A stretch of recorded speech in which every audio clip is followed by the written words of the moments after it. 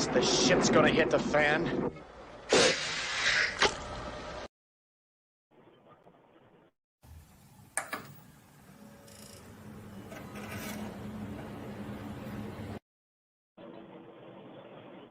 Hello, YouTube. Hello, McChow. Hello, Red Pill. Red Pill in the wind. Give 1 second. I'm going to get this chat to share link in the chat for you. I won't be able to do much for a few minutes because, as you can hear, the rattling around, this isn't the most ideal circumstances. So I will not be able to put any links in the chat until either A, so I stop moving, which probably about a few minutes, probably light's going to turn green anyway. So, but for the most part, how was everybody's New Year's? How was everybody's holidays, the New Year's, and everything? How did that go out for everybody? Didn't get a kiss on New Year's, but that's just the same as every other goddamn on New Year's. But in the bright note, Valentine's about 40-something days away. This year ain't looking good. Well, this year ain't looking good for that. You know? You see, well, I got a story for you. You know, I got a story for y'all. It involves a subscriber sent me a story. One of the subscribers that I talked to over the phone. He's over there at his family's house, enjoying some family time, and basically, I guess mother and father-in-law or something, I don't know. Somebody got married to somebody from Chile, and they brought up the conversation of marriage. Now, with him, you don't bring up a conversation of marriage around him because it's not going to go too well. Just saying. Because he's going to go through he's going to basically take statistics. The marriage statistics, the divorce rate statistics, the fornicationless marriage statistics, and he's basically going to bring it back to you. Well, being that his guess aunt and uncle-in-law or father, I don't know how that marriage relative crap works, but for the most part, he's bluegrass. But for the most part, it's not gonna turn out pretty. He basically used Google Translate to drop red pill knowledge on that person, on a family. Yeah, because it's the safest way. He used Google Translate to drop red pill knowledge, and the reaction was, "Wow, Americans are in horrible shape with women. These are the people from Chile." So his dad pulls him aside and says, why did you say all that? Why did you tell him all that? Well, I told you, and his reaction was, I told you not to talk to me about marriage. Don't bring up marriage, and I won't do stuff like that. Basically, what had happened was his dad brought up the topic of marriage and said something, maybe you should marry a Chilean woman. Yeah, he's done. The thing is, that is a prime example of a man that is done. That is prime example. Number one, of a man who's done. Who's basically wants nothing to do with marriage, nothing to do with relationships. He just wants to bang and forget. Bang and bolt.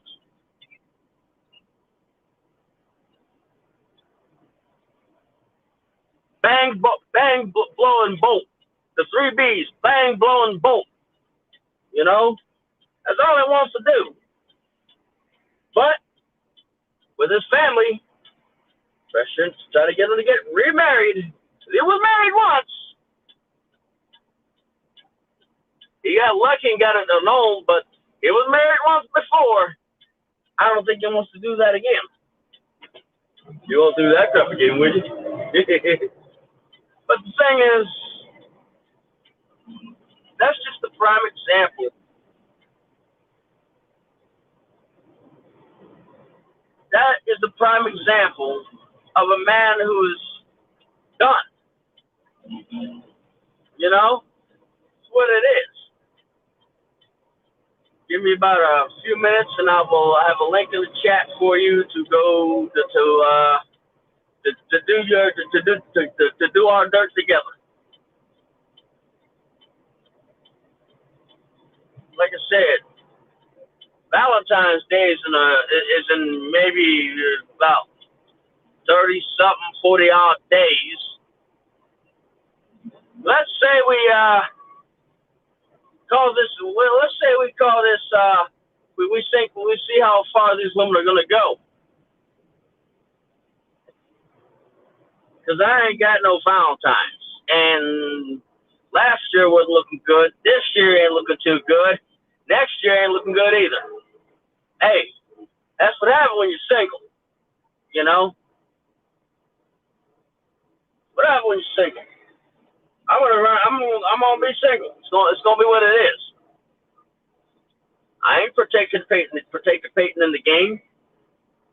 That is not my banana, not my gorilla, not my zoo. And we got St. Patrick's Day and some other holidays where lonely people are basically single, newly lonely mugs get drunk, and they basically make jackwagons of themselves. I'm doing my best not to flip your car with my trailer, but you're not doing me any justice here. You're not helping me out here. Hey, thank you. I got it up the trailer right now. But yeah, I do my best. No promises.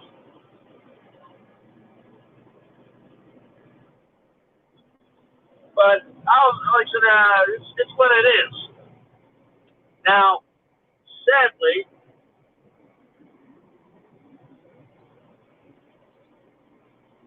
look, anybody who wants to get in, you get in.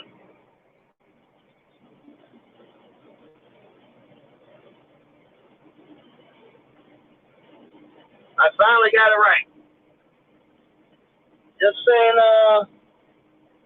you might want to, if you want to get in, you might want to, what's the word? You're going to have to wait for a bit, you know? You're going to have to wait for a bit. Because there's stuff I got to do. So if you can wait maybe about a few minutes, I can let you in. So, who's all in the chat? Nobody? One person? I'm pretty much by myself. What's in the chat? If you want in, right there. Right now. Right now. Right now. Okay. Let's make sure we don't make a mess of ourselves and make a jackwagon of ourselves. But that's just one of the stories, you know? And I don't know if I told this story, but the story of it's another dry story passed down from another driver. The story is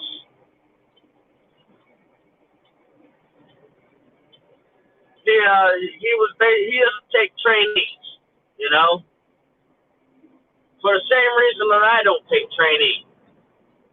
He especially don't take women as trainees.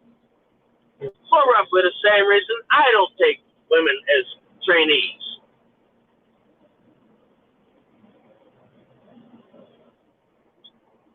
Security reasons, security reasons.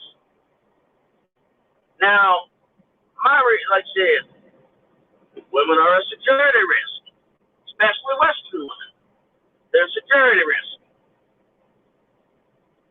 Just what it is. I don't know how to. You just basically got to protect yourself. Don't sleep with the sleeper birds. If you're gonna check, personally, if you're gonna take a female as a trainee, don't sleep with the sleeper birds. Sleep in the driver's seat, because if that camera, and every few minutes, hit the smart drive. Every couple hours, hit the smart drive. Show them that you're in the driver's seat.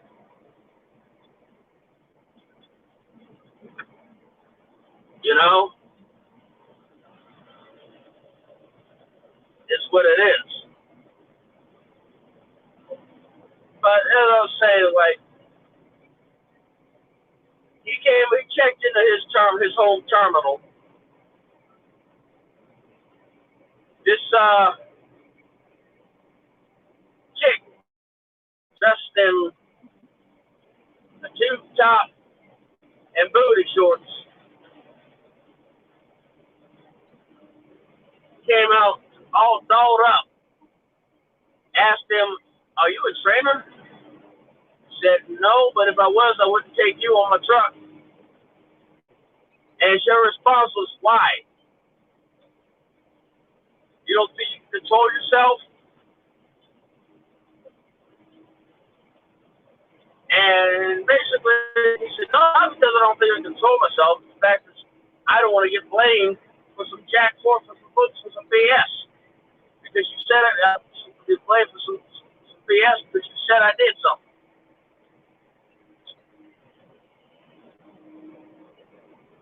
But and he saw one of the older female coworkers. Well, I mean, he's still on good terms. He's good friends with. Actually, forget the name of one of his coworkers, Bobby. We're gonna use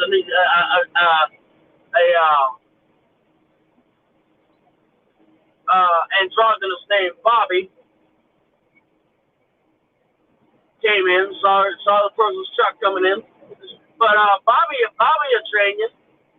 So she goes in there, gets dolled up, gets her, I guess, straightens a little bustier up, gets re-dolled up, redoes her makeup, and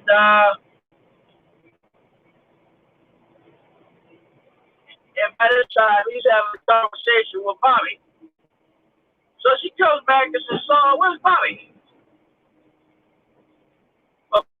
Like, I got a project for you, Bobby.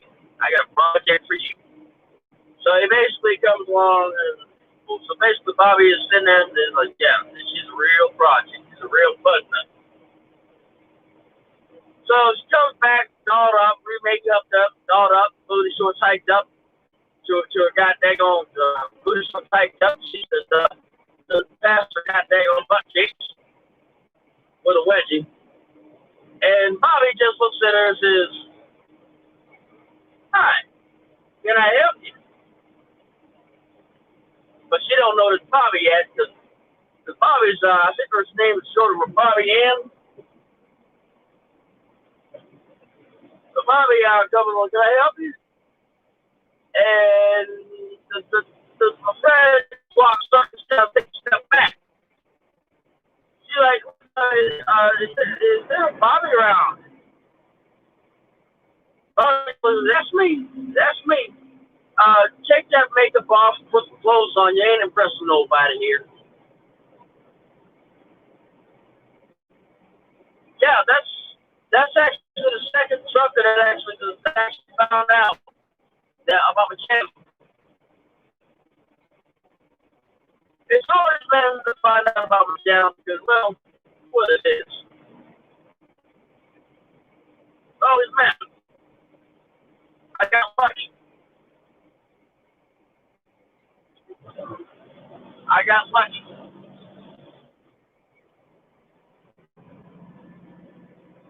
always seem to get lucky and not have any women discover my channel and are able to pin the voice to the person.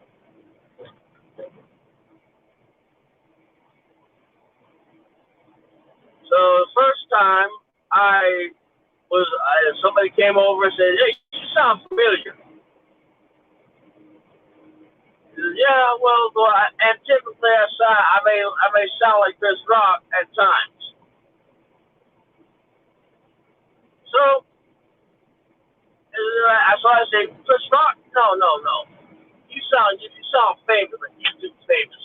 I ain't famous, but okay. But like, what do you mean by YouTube famous? Like, I don't know, but what's some of the things you listen to? I listen to a lot of Red Pill and Nick Chow content. Sure enough, I had to do a little security question. So what do you think about Mr. Lee? I'm not gonna say his answer. How about Mr. Forma? Do you know who Red Pill, or back then was called Mick Chow Nguyen, but you know who Mick Chow Nguyen is? Yeah, you heard of him? Yeah, I heard him about that from passing. In passing. Well, what would you do if you ever met Mick Chow Nguyen? I'm not gonna say his response because I don't want a detailed response. I don't want people to come. I want people to come up with their own answers. Sure as crap. You listen to Red Pill content. You listen to Red Pill content. And that's the first person I was discovered by in person. Second person was another trucker. Seems like the Red Pill and the trucking industry seems to be taking off. There ain't nobody helping women. I mean, they're on their own. They're strong and independent. They don't need no man. They're strong and independent and don't need no man. Yep. They wanted it. They got it. I would say it's a shame it backfired on them, but what it is. So I think we got about 3 people in the chat, right? Or 3 people per channel or something to that nature. I don't know how it goes. But whoever wants to jump in can jump in.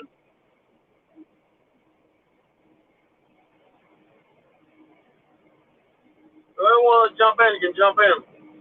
Don't matter to me.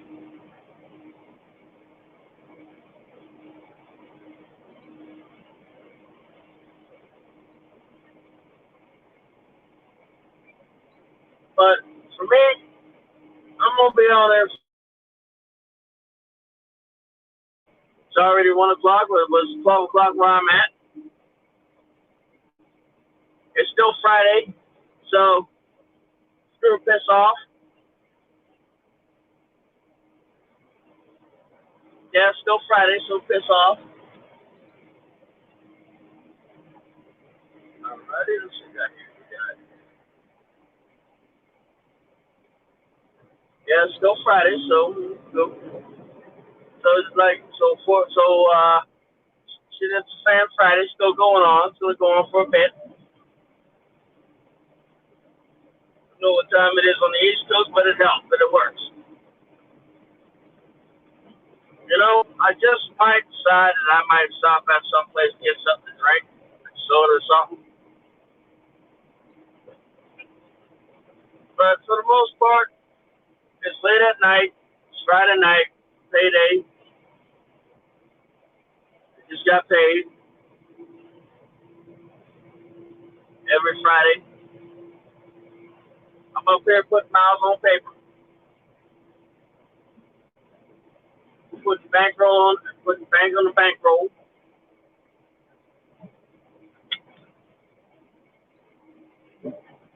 Turning miles into money.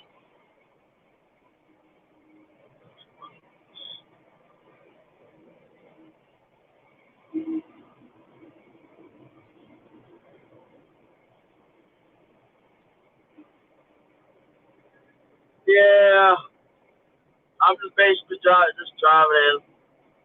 Gotta go get some things taken care of. And I managed to get it done, get a lot of things done. You know, maybe just put a few more bucks in my pocket.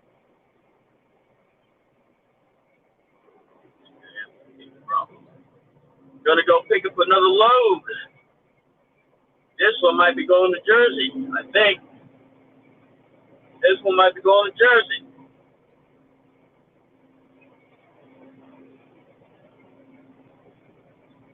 This one's going to Jersey. Going on into Jersey.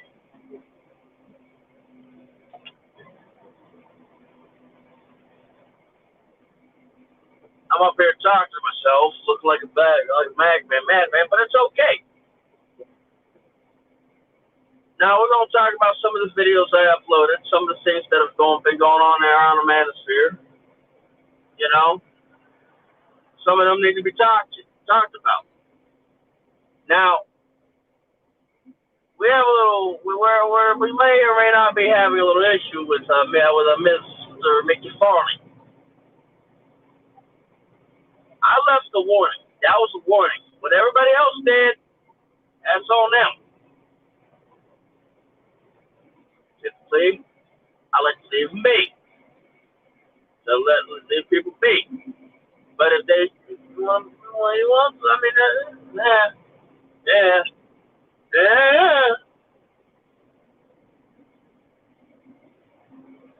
Shively. Wonder how many Shiveliers are in the United States.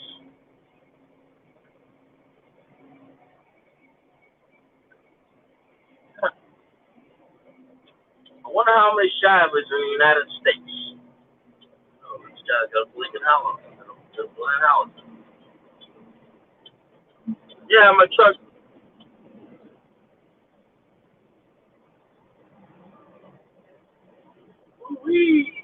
Yeah. I am almost to the destination. So what I'm going to do is I'm going to shut the GPS off before I get to the destination. Because if I don't know my way by now, what's the problem?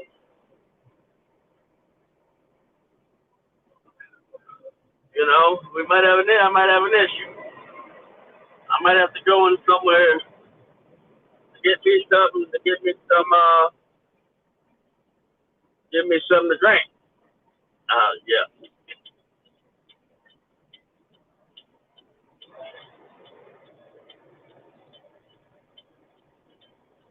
Yeah, go right ahead and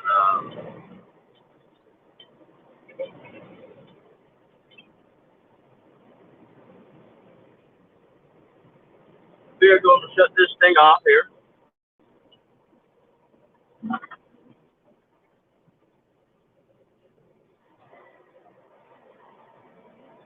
Yeah, we're going to shut Carmen off.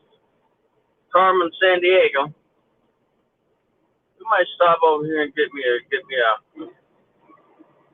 something to kind of mellow out. Let's see, we got John Plain. If I can't figure it out how to get to this area by now, there's a freaking problem from where I'm at.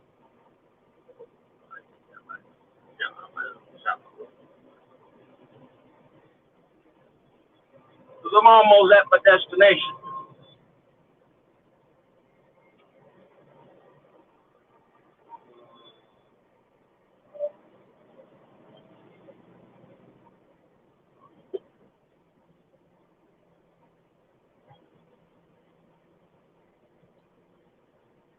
Yeah, just basically what it is.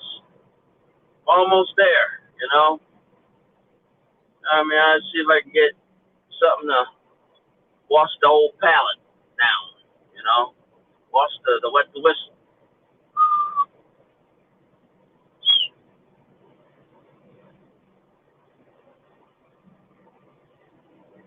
Yeah, but for the most part,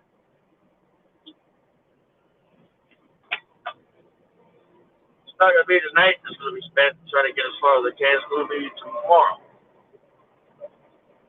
Saturday. Where is the place? I'm looking for the place where I turn down so that I can actually do it. Oh boy, I think that done screwed up. Nope.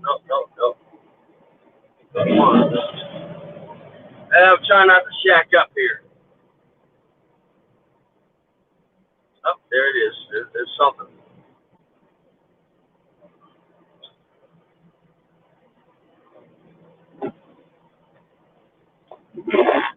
Yeah, there we go. Now I can see.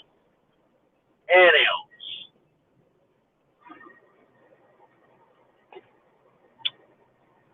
Up railroad tracks. Oh.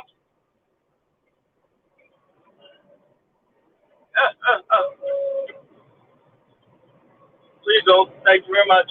Have a nice day. And that's where I want to be. And it's open. Awesome. Maybe I can come back out here and get me something to drink. And they're open. I think they're open. Yeah. Let's see what time.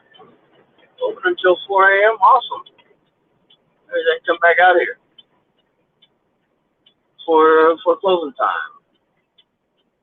See, one day I don't think that's what I'm going to do. I'm going to wear a whistle. Yeah.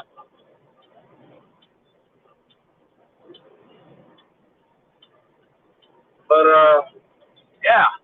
The link's in the chat. Links in the chat. But for the most part, that's pretty much it. It's like you've got a whole bunch of people, a whole bunch of dudes that are just done. I mean, as far as I know, I'm still single, you know. I ain't got no girl.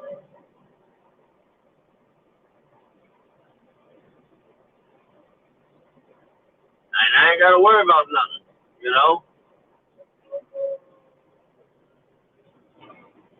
Now, a lot of people would consider me when I'm doing selfish, but yeah, there's a lot of things you're going to consider selfish that I do, or that I'm probably going to do.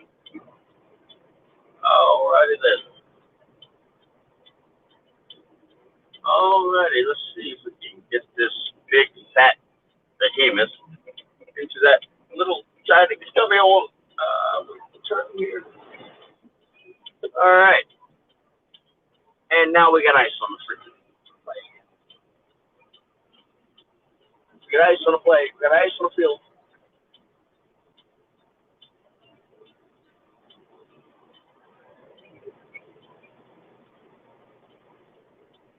Ice on the field.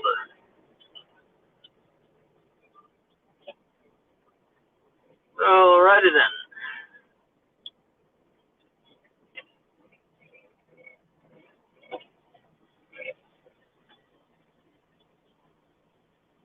Milo, remember this, that we're still in drive. We are still in drive.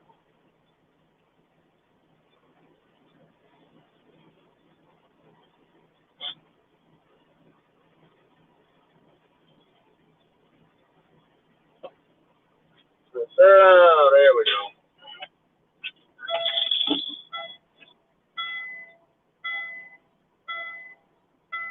There we go. Yeah, you want to get launched into the dashboard? Okay, I mean, I don't want to do that, Milo, but it seems to be the only way they get the point across. That you don't mess with the driver. That dinging sound means we're still in gear. The brakes ain't set. Oh, this is gonna be fun.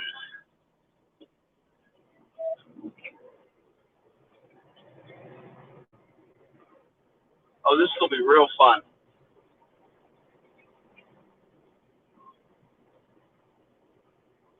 Let's see if we can make this turn without jackknifing.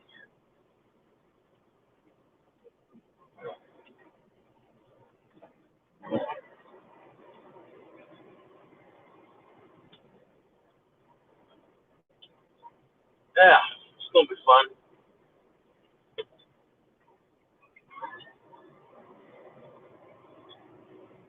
Do this without jackknife.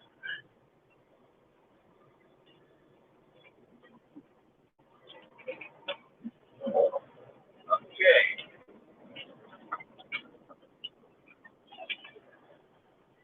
Alrighty then. Eli Young, what's up? What's the business? Well,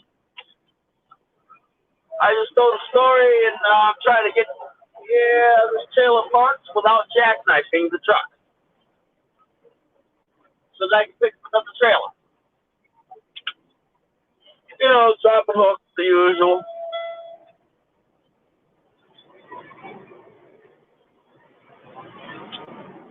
There we go. Here's what we're going to do. We're going to shift it over to the left.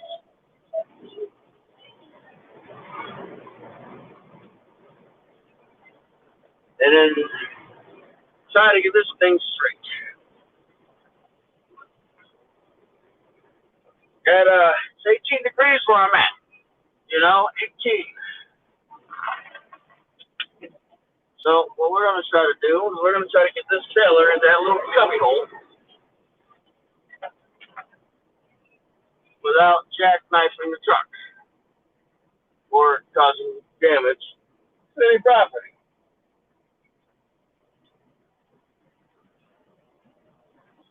Which doesn't look like it's going to happen.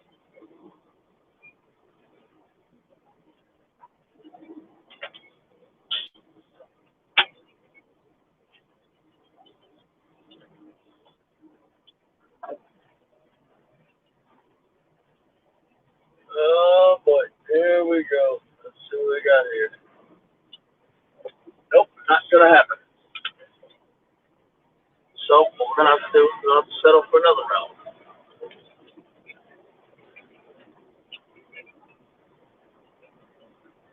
We're gonna settle for another route.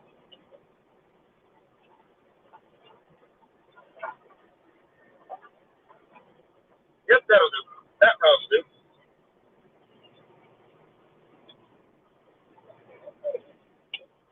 This is what happens when these trucks don't handle very well on ice.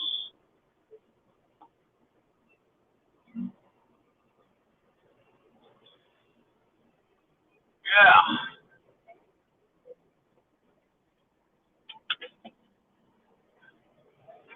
They don't get traction worth the point here. So if you hear the engine, that's just me trying to get some momentum built up. Oh, I could already tell unhooking this bastard's gonna suck. Dang, this is gonna suck. I didn't think about that.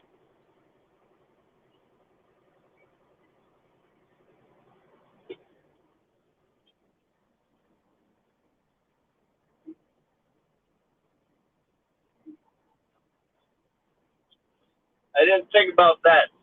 Yeah, you know, I didn't think about it. Should have thought about that a little better. 1 second. I've got ice. I've got stuff.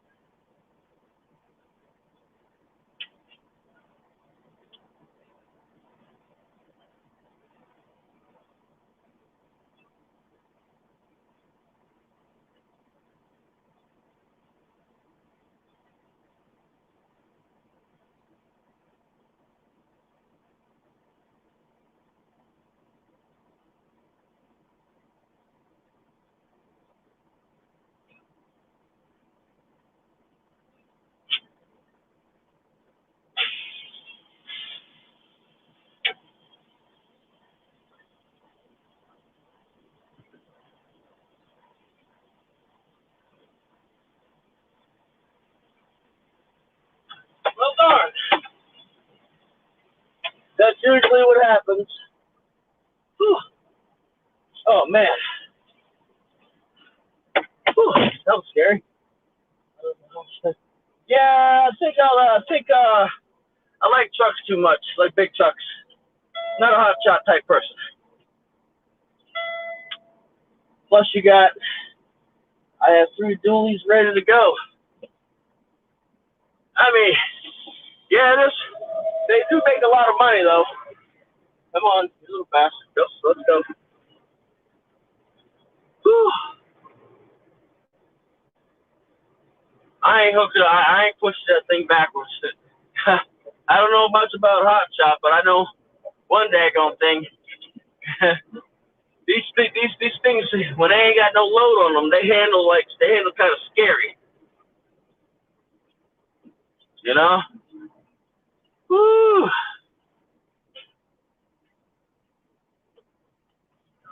Oh, there it is.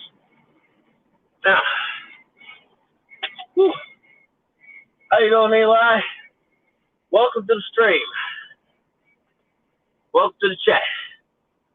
Where we just basically just chill. This is chill stream / handling business. You know? Whew. Now I gotta go grab me something to commemorate the end of the day. You know? To go grab me a little food here. And I'm gonna grab me a little bit of drink.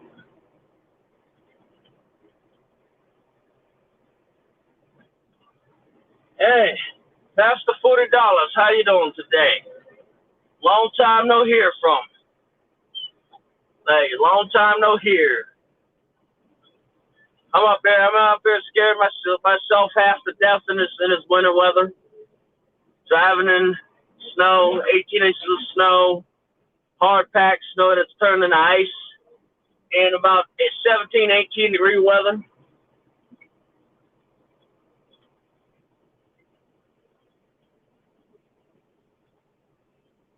Oh, you're in the clouds. I don't know if there's clouds up. We got one. We got somebody in there. All right. Yo.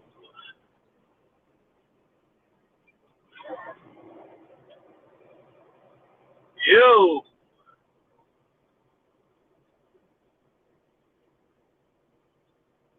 You're on. 9, 8, 7, 6, 5, 4, 3. Yeah.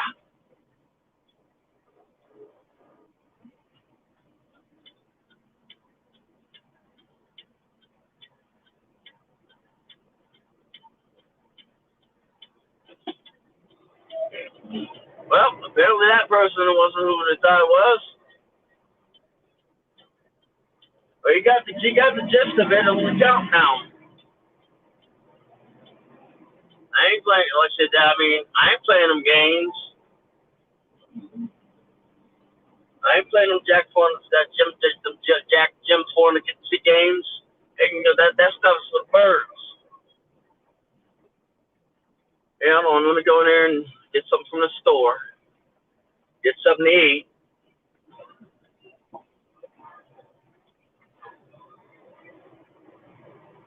Yeah, I get something to eat here. Leave my truck running because it's cold, and I ain't letting my tank gel out. Milo, please do not open the windows. Please do not lock the doors.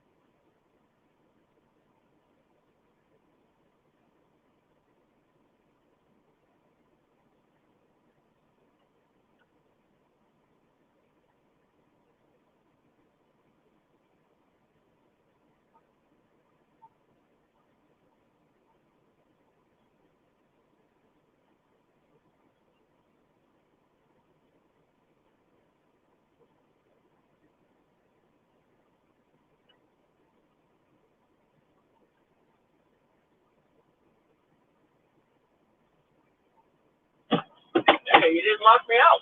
Nice. Sweet. In the clouds.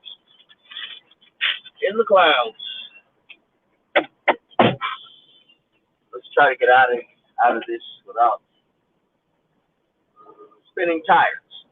Looking unprofessional, you know? Gotta look professional when you're driving on snow.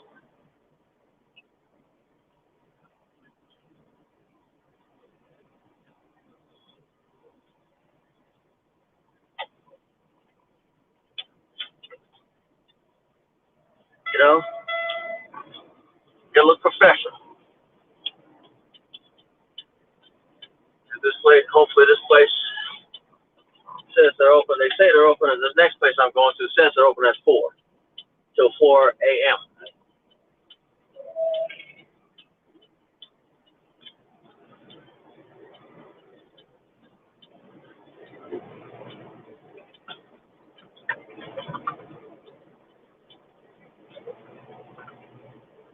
Yeah, it's gonna be interesting. I got me a little meal, and I got me a little bit of dinner.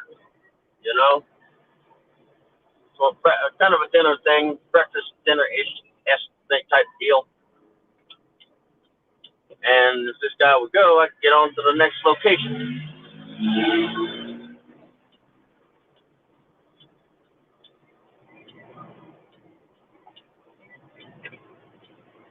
See, the thing about these trucks is, especially the auto shifters, they don't get good traction. They don't get very good traction. But I'm just going to take you a little bit. I don't think they're open for a thing.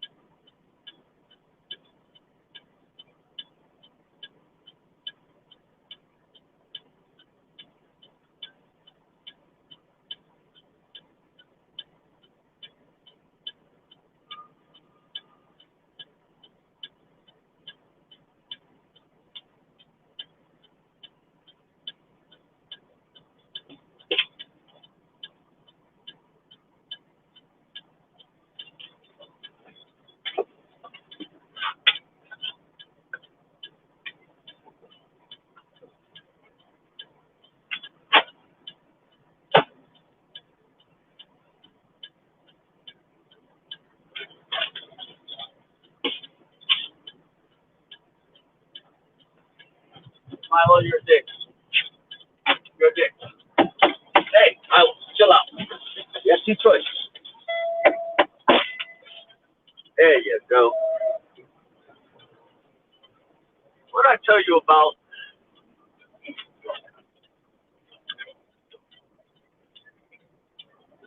What did I tell you about jumping in the driver's seat, jumping back and forth?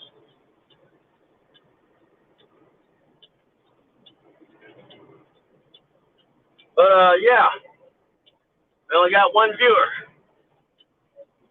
so we're gonna act a fool. I mean, at least I'm gonna act a fool. Basically, I'm gonna enjoy myself, you know.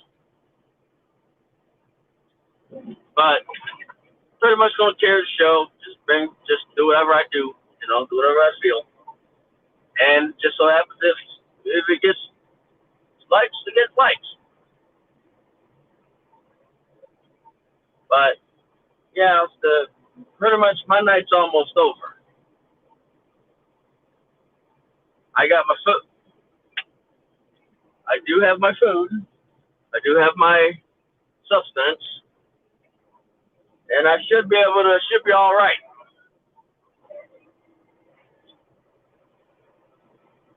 Just as long as my dog doesn't do anything crazy. I might take him out for a bit, let him run around. You know. There it is. There it is. What the hell? Somebody somebody just entered, or B, somebody just exited.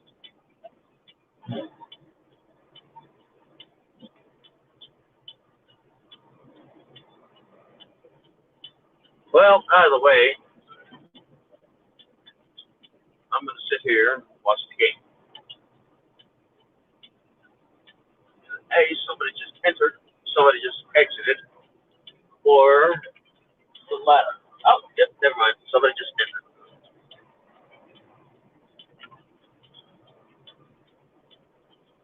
Yeah, I'm not trying to push my luck with this truck driver. Oh, shit, there it is.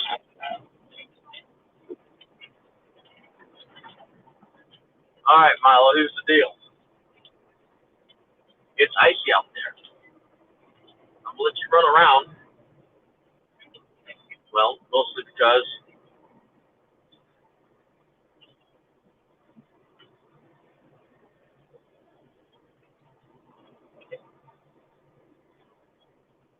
I'm trying to find out where to park.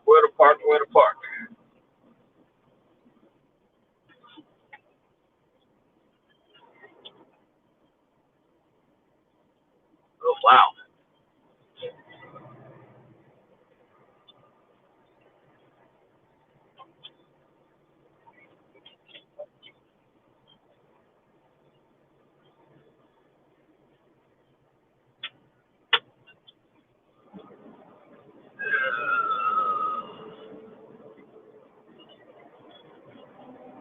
Yeah, well, could hook up the trailer, but it's really not good for us. So the best thing for me to do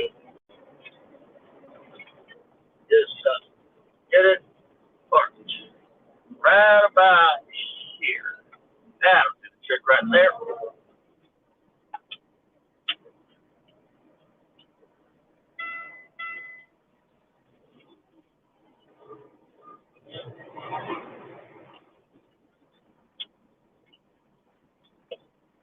Now I think I might want to check that one.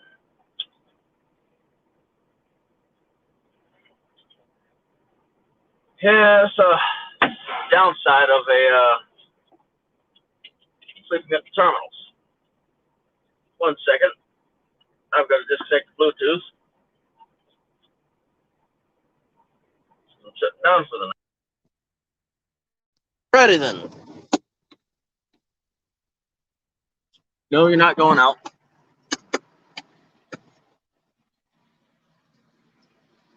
Yeah, the Bluetooth is shut down.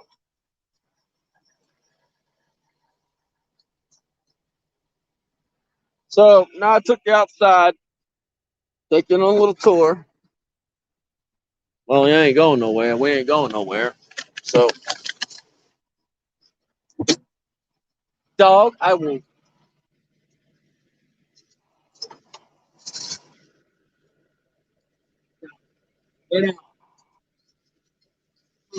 Yeah.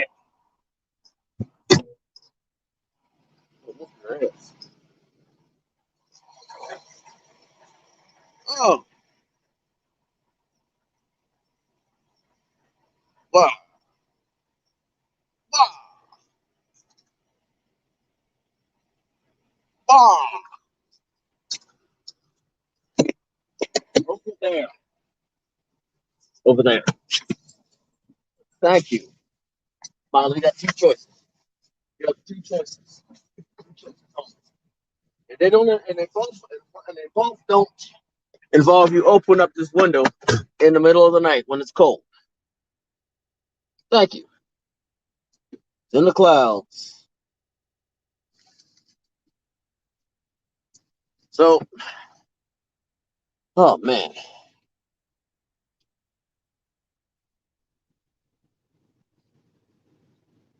Now we're gonna shut down. We're gonna enjoy this shutdown.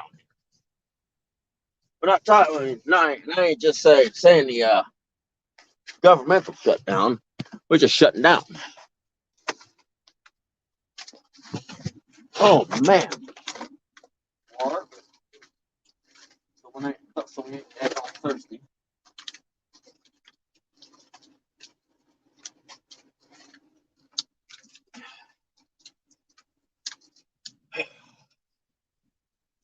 But I can at least rinse this cup out.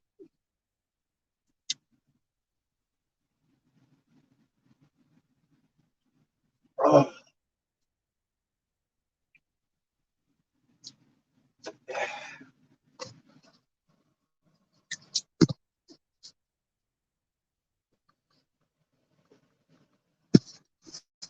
Yeah, we're just basically just jaw jacking around until somebody shows up.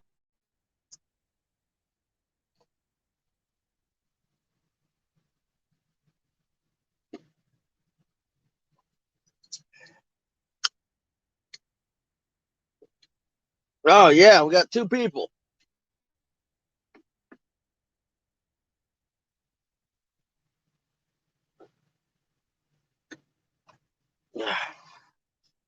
Got two people in the chat.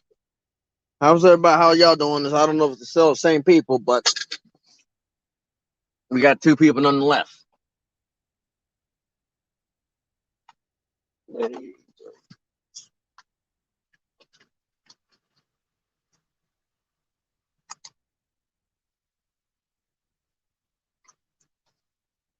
Apparently, we just took care of two trolls.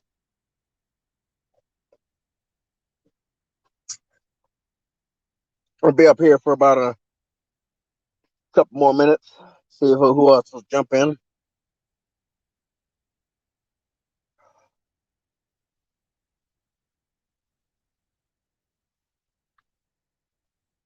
See who wants to jump in.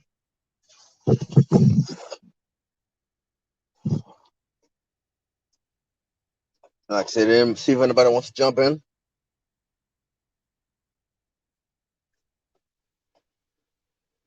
Left it up for about an hour. Hey, Jim McIntosh, how you doing today? Welcome.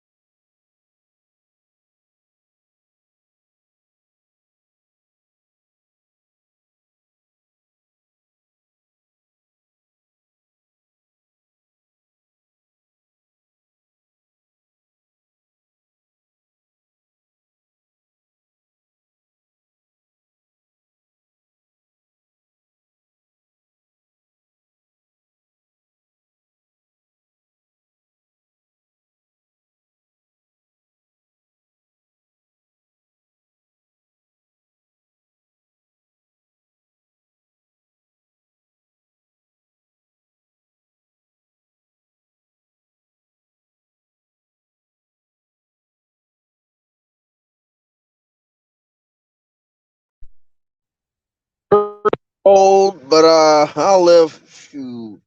I just got out of some 7-degree weather Now I'm in 10 degrees higher. Let's see. Let me double check.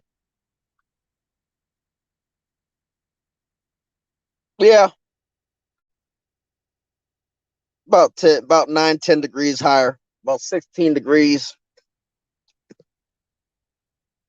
Not by much. Not much of a difference. What you could tell. Keeping my engine running so my tanks don't gel up. Because I don't got any How's anti-gel. And I don't have any diesel 911. Yeah, I know. It's like I don't know. I can only imagine how far up north you are. I look here. I got to go up to Jersey by Tuesday. Hopefully, it'll warm up by Tuesday. I'm hoping. Keyword with hope. Emphasis on the hope. 9 times out of 10, it's not gonna get any better. I might end up having to take a Jersey 34. I don't know if y'all know what them Jersey 34s are. Where it snows so bad that they close the interstate down. I've never had to take one of the. Well, actually, I had to take one. That was when I was in Illinois. Yeah, that's when I was in Illinois. Hold on, let's see what's going on here.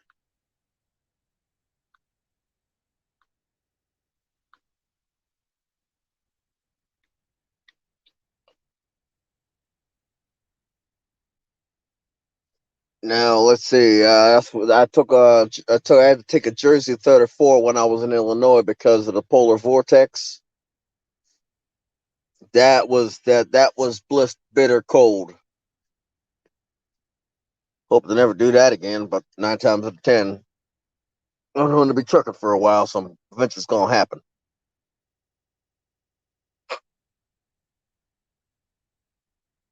Chico Trent Ritpill, welcome. Chico in the building. Chico in the building. Chico in the building. We're gonna act the fool now. Like I said, I'm telling them. I ain't got. Like I said, I didn't have anybody. I didn't have anybody in the truck, so I just kept. I was on New Year's Eve. Didn't watch no fireworks. Still single. Hey, I'm not the one. I'm not the one. I'm like here. I'm not getting stuff in any trunks today. Not today. She told me when she's gonna stuff you in the trunk though, but yeah, that's either here nor there. Moving right along to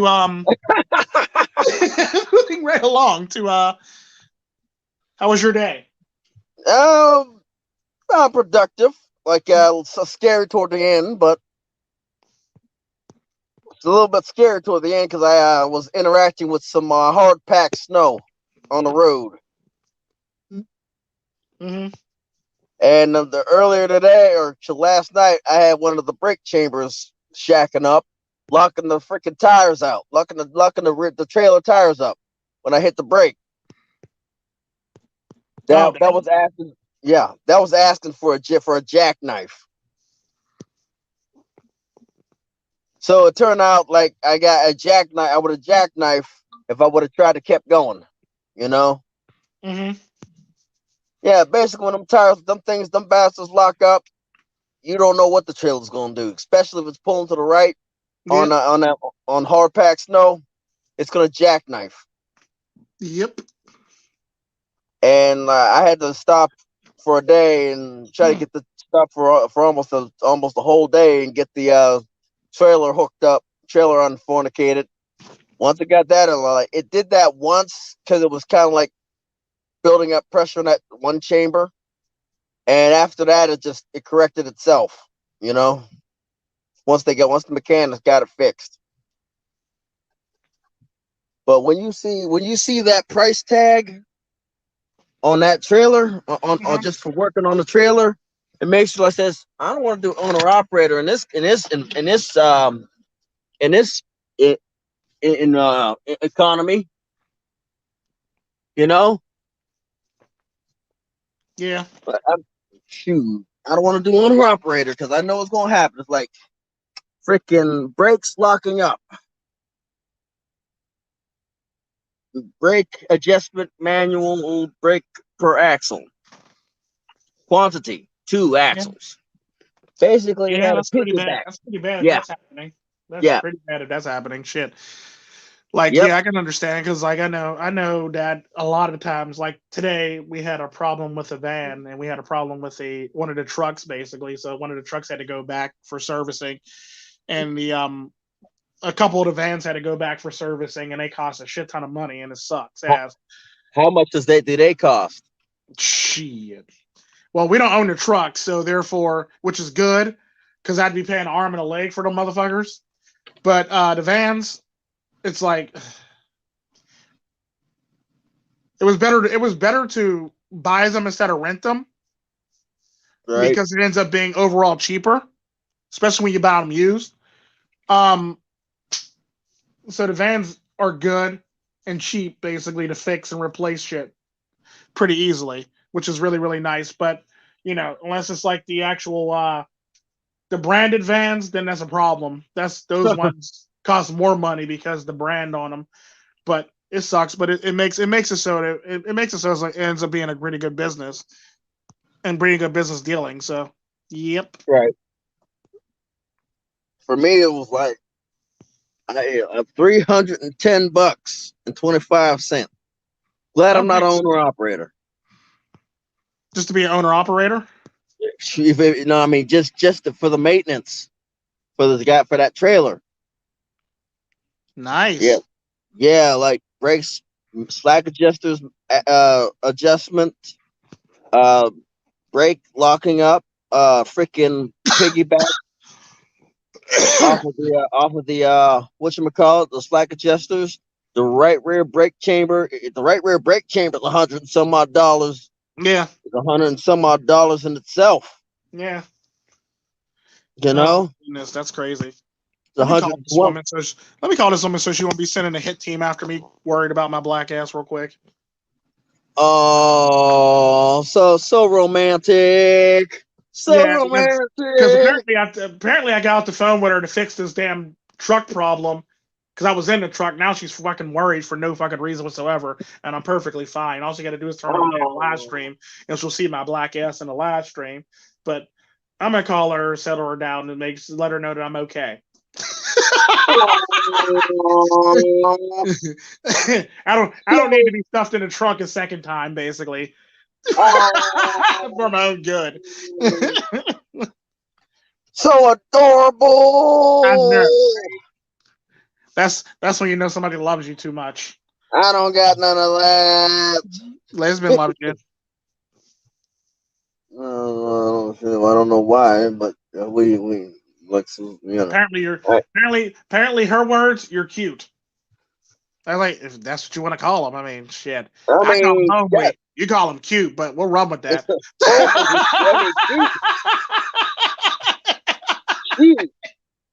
Homely. Yeah, I said I call them homely, but if you want to call them cute, you can run with that. But I'm ugly as sin. I'm ugly as sin. Oh, homely. What the heck you talking about, homely? I'm ugly and I know it. I'm ugly and I know it. Yeah. Gee. Like I said, like the conversation. Whenever I call, like, what do you want, ugly? And I say, oh, not much, motherfucker. Pretty much, yeah. And like, how that goes. I mean, I know I'm ugly. Shit, you ain't gotta sugarcoat shit. God damn. Like I said, ain't it the cutest relationship? Yeah, it is. It's pretty cute. When she's worried about you, she'll stuff you in the trunk. No, she's really not. She's not worried about me. I was just joking about that, but yeah. But she does get overbearing and over worried for no damn reason whatsoever some damn times, and it gets kind of annoying, but it's kind of endearing at the same damn time. Yes, I think it's adorable. Like, knock it off. I think it's adorable. Whatever. I think it's adorable. This guy. I think it's adorable that you got somebody that will basically stuff you in the trunk a second time. Hey, Make sure that you're all right. hey, as long I guess as long as they care that much, I guess so. It's the thought that counts. Yeah, pretty much. It's the thought that counts. I'll give you that. I'll give you that. Yeah, I was going like said like for me like shit. It's the fan is going on. I didn't figure. I figured that I was in the middle of driving, so I didn't think you'd want me to what's the word trying to live stream and drive at the same time for long distances.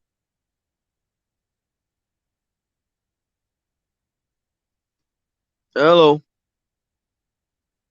See, right now this is it's kind of a borderline wind and yam. I mean, yeah, Baron and say this, but then again, it's not with Barons with wind. Yeah, basically.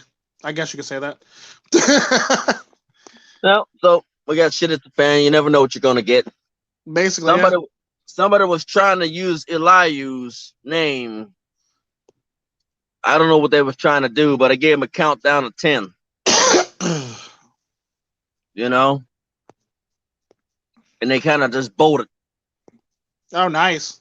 right at 3.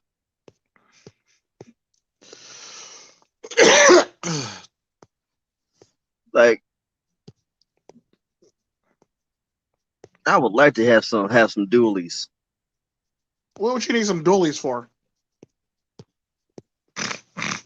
Yeah, I mean, look, case I need to start a hot shot business. A hot shot business? Oh well, yeah, Yeah, true. I can see that. I'll always have a backup. You know, to the business that's similar to yours. You know, True, true. I'll give you that. like I said, if you're driving truck, something happens to your company, get a couple. You know, these people. Like I ain't playing around with them. Okay. But like I said, always have a backup to the business that you're similar to yours. Because it just might happen. You might have to use it.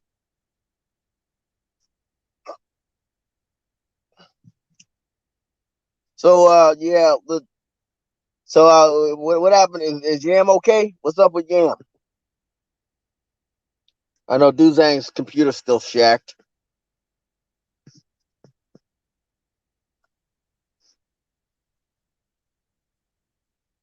Hey, have you heard anything from Double I? Lost Dad.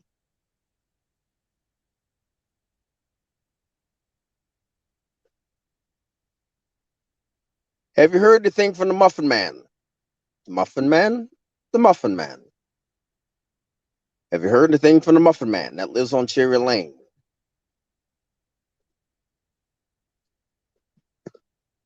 No, I haven't. Yeah, he's currently in a phone call. You know, nobody's heard from him.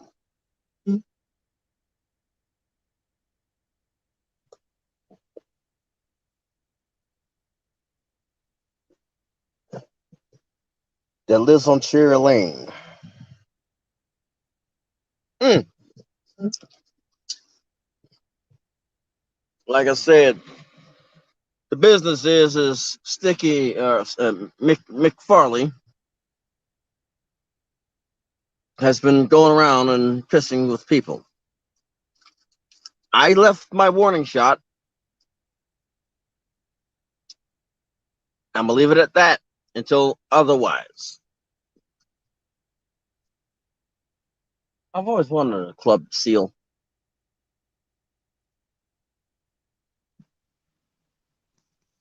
But that would mean I have to take a seal out of the wild and put it into the club. You know? God, this guy. Or I could find a Navy seal, take him to the club. That would be a club seal. Oh my God, this guy.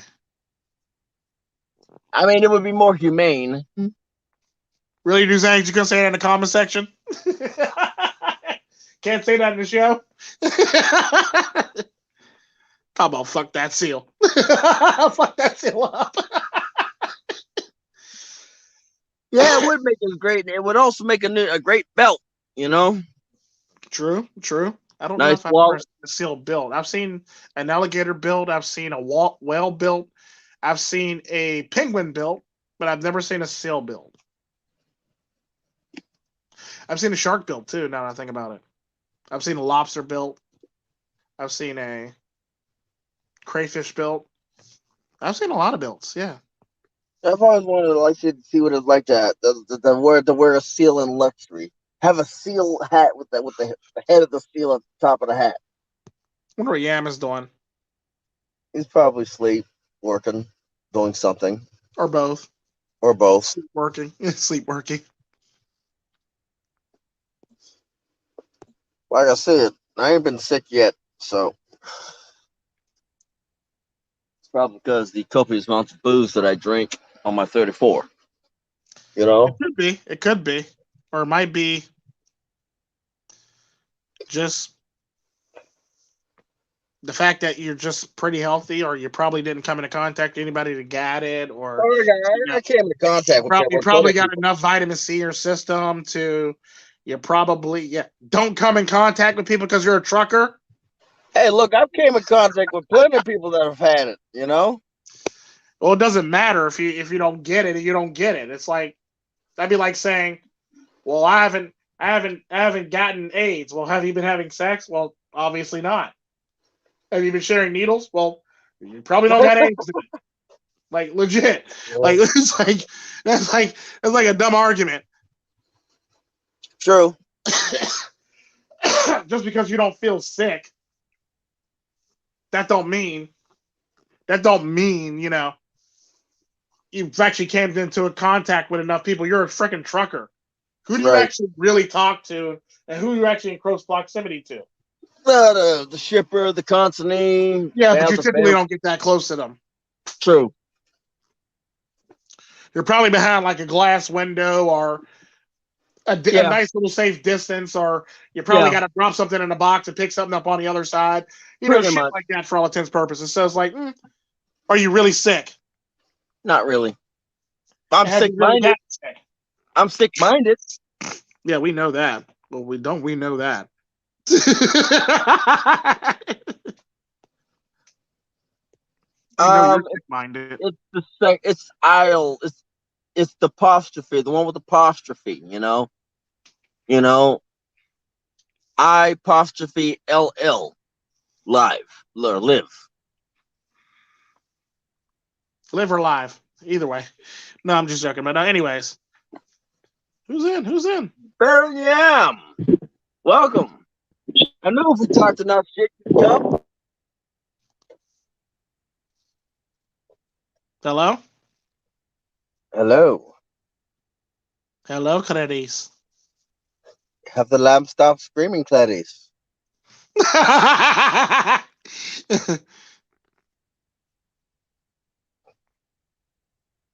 Oh, yeah.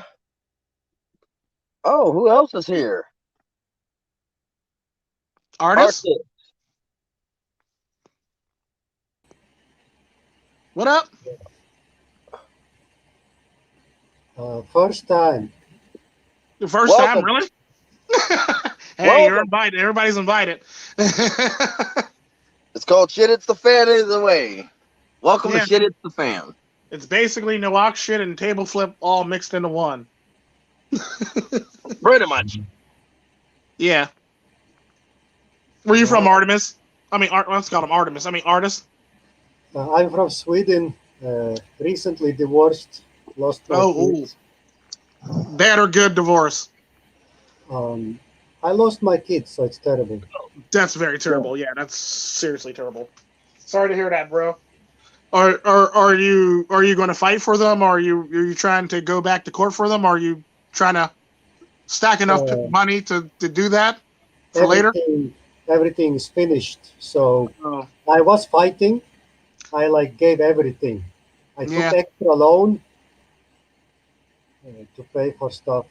and still I didn't even win close. Not even close. Damn, that sucks. I'm sorry to hear that, bro. And since then I joined. I was watching people like you Uh talking, so that's what keeps me like alive here and entertained. huh. Live and entertained. Well, I'm glad to hear that you have some you. I'm glad to hear that you're not going to the far end of the spectrum like some people do, like a lot of men do, unfortunately. And I'm glad to hear that we keep you entertained and keep you going, basically. Yeah. Thanks. Because yeah, there's been a lot of men that didn't make it with us basically through the New Year's, unfortunately. Yeah. They get depressed and they said, you know what, I can't do it no more, and it's sad when it happens. And it's something you cannot turn off. You cannot turn it off. You No, have no, to you go can't. through it. You definitely can't. It's you can never turn it off. It's very hard to deal with, and it's very hard to comprehend at the end of the day, and it's like very hard for other people to understand. Then you got the feminists running around here talking about how they're dying and stuff like that, and they're not even dying at nearly the rate that men are actually literally deleting themselves. Mhm. Wow. Okay, who else is here? Me, Tico. The guy over Me, here Tico, looks like Trent. Pico. Yeah, there's Yam right there, right next to you, and Wynn's right above you. 10-4. Okay. Yeah, What's like, up? I mean, I don't know much about. I heard. I keep hearing what's going on in Sweden. It's like, but wow, it's like Yeah, y'all apparently, got a is bad. it true about the whole entire they make the boys dress up like girls in school or something like that? Yeah, pretty much. Oh, Jesus damn, that sucks Christ. ass. Yeah. And they make And them play with girls' toys, and they make the girls play with boys' toys, and they make the girl. It's yeah, like once What I are Bill you joined, Blur. doing? That's funny. I joined this family uh, group where you get basic education about kids. It's pretty. I liked it because you don't have to like. You're not gonna get any surprises.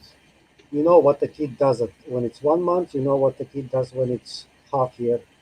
I true. went to that group, and where I was going with it. Oh yeah, I met so fucked up people there actually. What they do with their kids,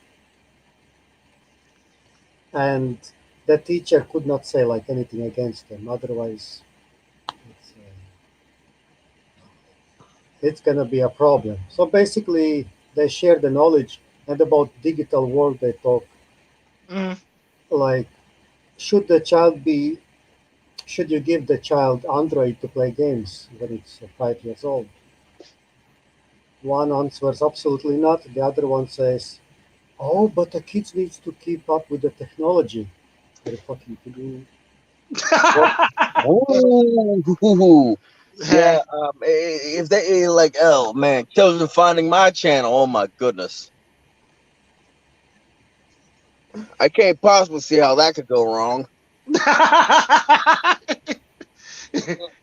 the kid's like, I'm on MGTOW the Wind's channel. He said something about making lemonade.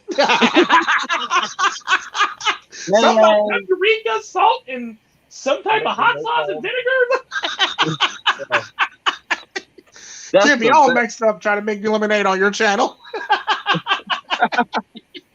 Yeah, like that's the last. That's the last thing we need is children on my channel. Like I have a very dark, macabre, and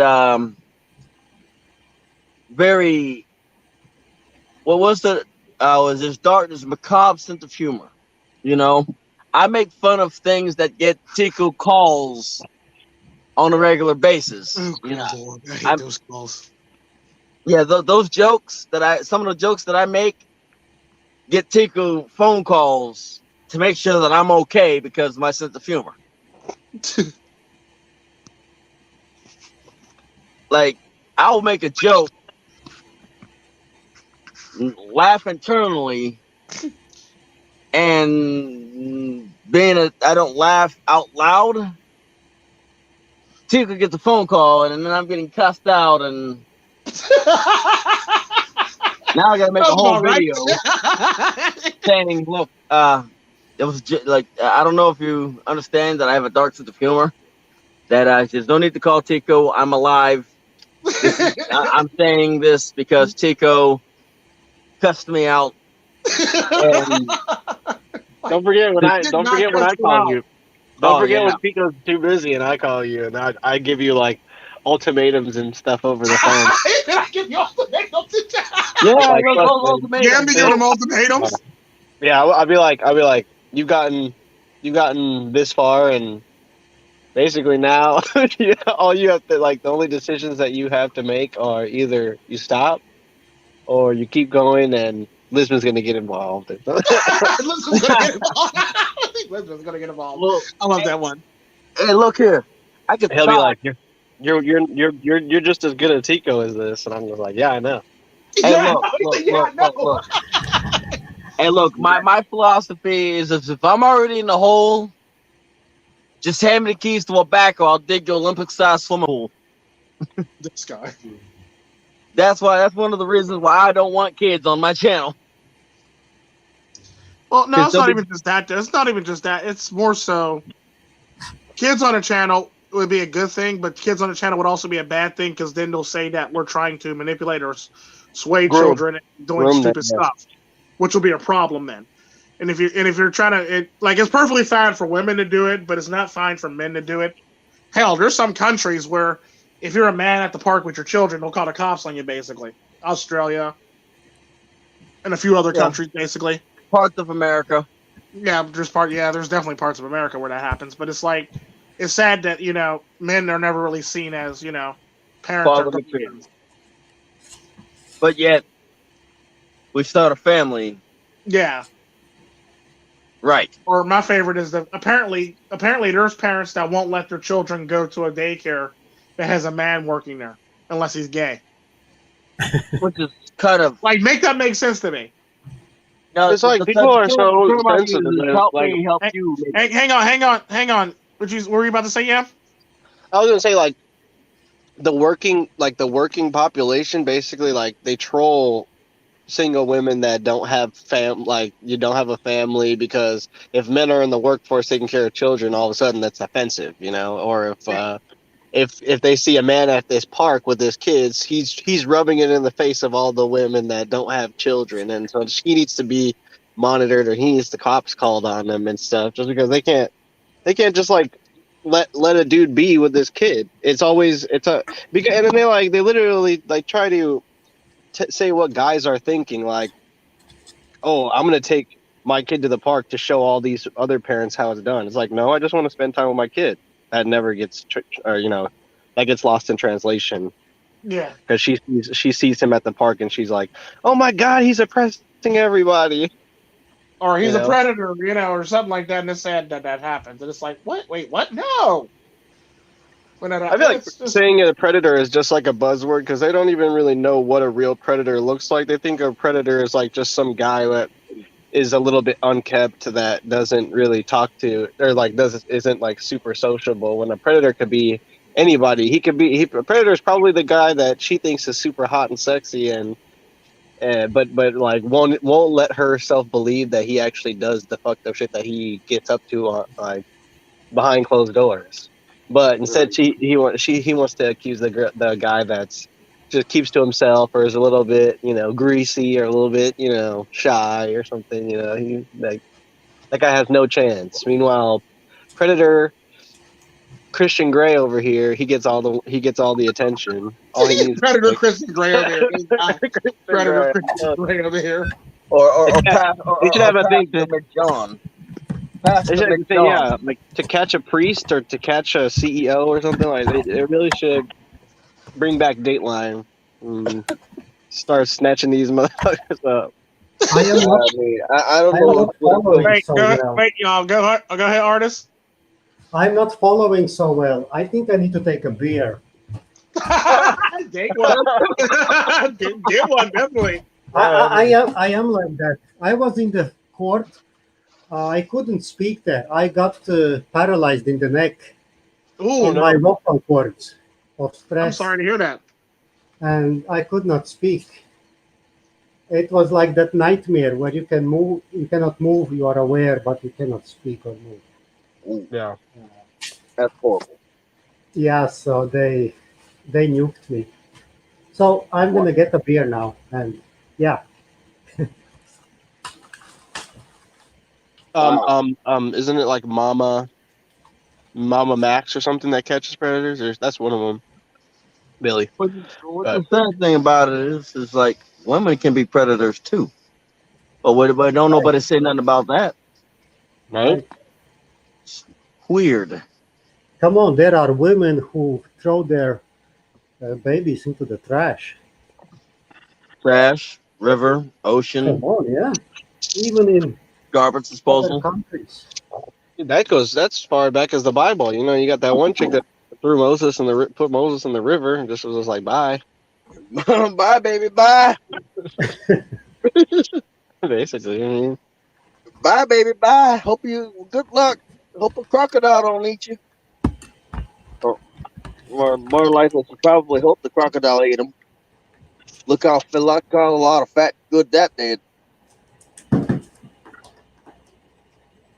Let my people yeah, go.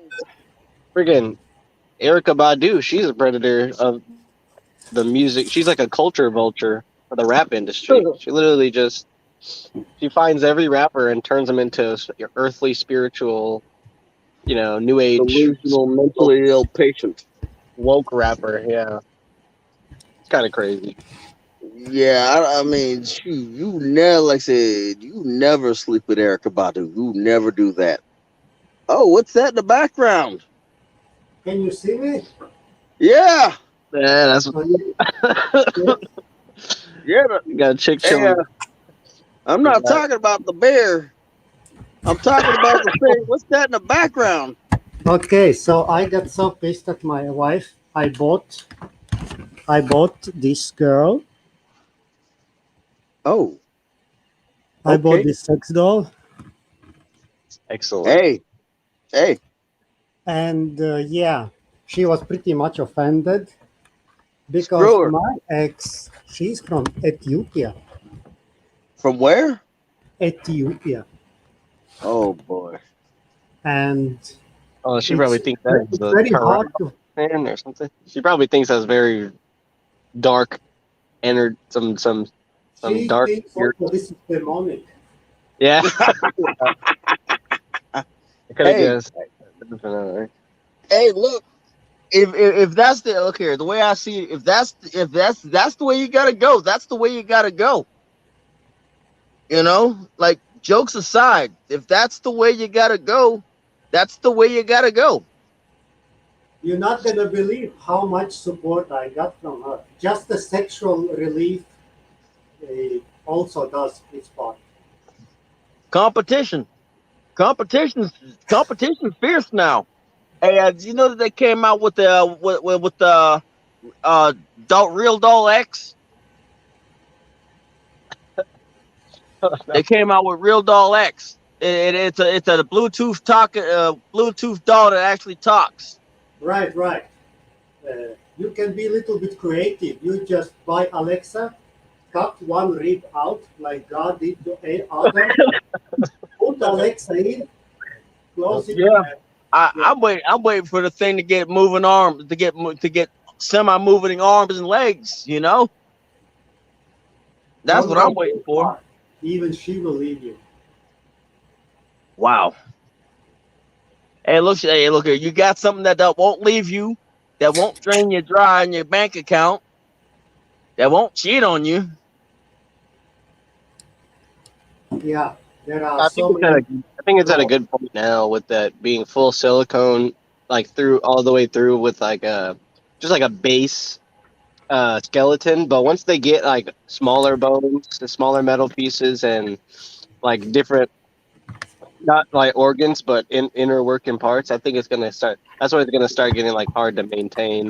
You might drop it down. You might drop it, and then it might like poke something on the inside, and it's really hard to get in there and fix. So I think it's like a good, perfect time now to invest in one if you can, or if you want to.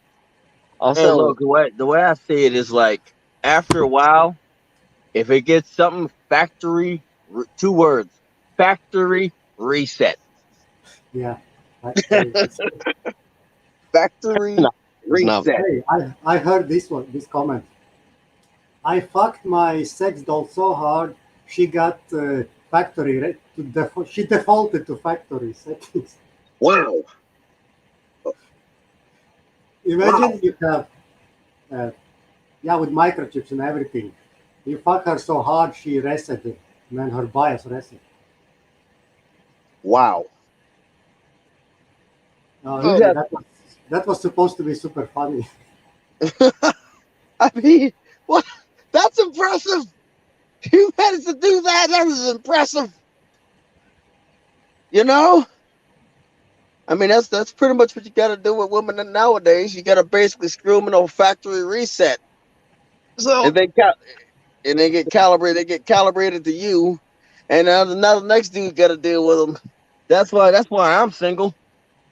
Because it's a bit off topic, but I was looking more into that Alec Baldwin situation, and apparently they were playing target practice with the guns with live ammunition on set because they were bored. Oh my god. Yeah, they were. I don't know if you heard of the term plinking, but it's when you like shoot beer cans or shoot glass bottles. So that the reason why somebody might have gotten shot may have been due to some recreational gun usage while on set. So it's kind of interesting. there's a term I like to say. It's called. There's a term that I gotta say. It's called. They're not rednecks. Because rednecks would have a better grasp on the situation than they did. Right. I've met rednecks. I hung out with rednecks. I still hang out with rednecks. Man, you all sound like rednecks. I'm not a redneck, definitely not. I got called a black redneck. I haven't seen that guy before, but. Oh yeah, like I said, yeah. They're rare, but they're an oddity, but they're rare. Like I said, when you get called I got called a black redneck. So they're typically the person then again, that's basically drinking as much as a redneck, doing in or around the same activities as a redneck. All right, I gotta go back to work, guys. I'll be peace out. Alrighty. Don't get whipped too hard. No, I won't. Yeah, basically a black redneck is basically a person that if you offer them to go mudding, they're gonna say hell yeah. Fishing or hunting. How is my camera? How far do you see? Well, I can see a bit of half of you and half of your doll. Oh, that's the problem with this website. Man, it cuts the aspect ratio. Oh, now I can see you. When we were 4, you could see both of us. Oh, now the aspect ratio changed. Oh, it's fixed. I see both of you now. Oh, there is some gun or what is there? Yo, I might, I just, like I said, if it wasn't for the, if it wasn't for the fact that I got to worry about somebody stuffing me in the trunk anyway, I'd probably get one, Problem is like, if I do get one, I'm going to get stuffed in the trunk, out of competition.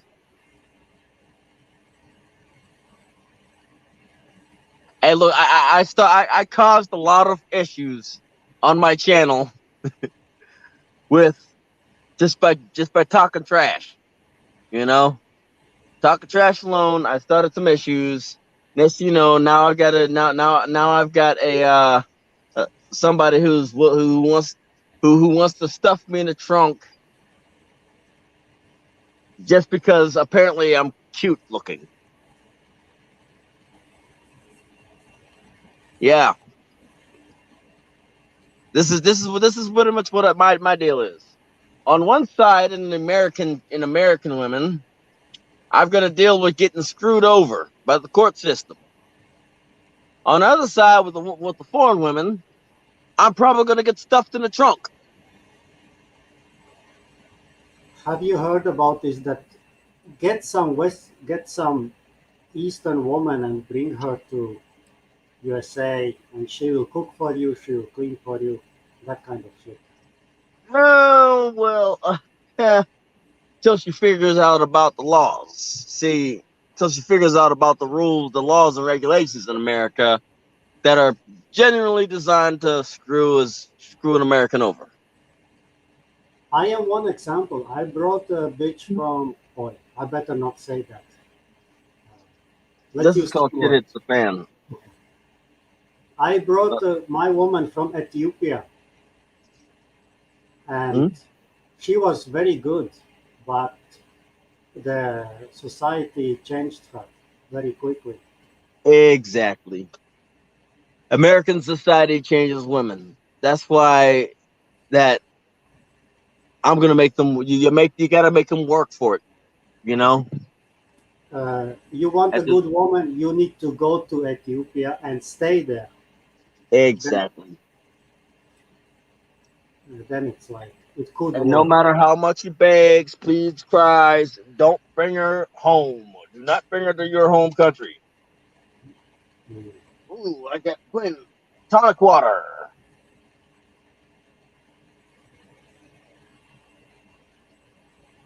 Yeah, I just made me a soda.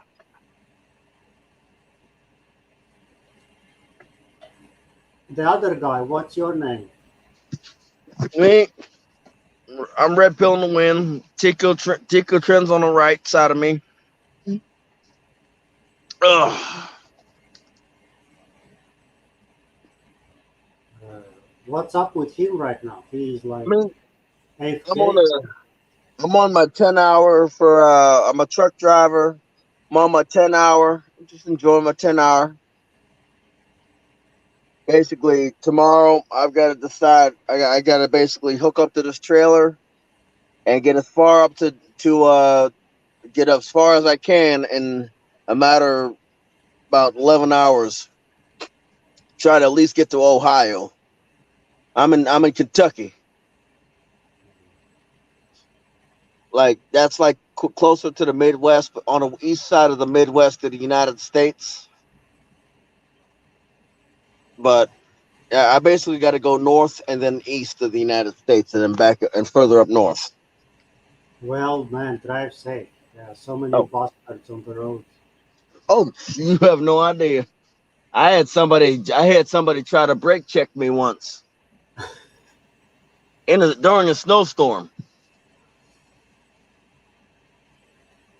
I think I might have had somebody try to chase me down in a truck, but the problem is my truck doesn't have those sensors that stop the truck, and I had to make it a point that I will run somebody off the road if they try to try anything with me.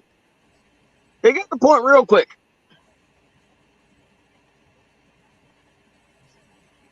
Quick? Oh, they got it real quick that I ain't afraid to knock somebody off the road if they try to stop my truck to harm me.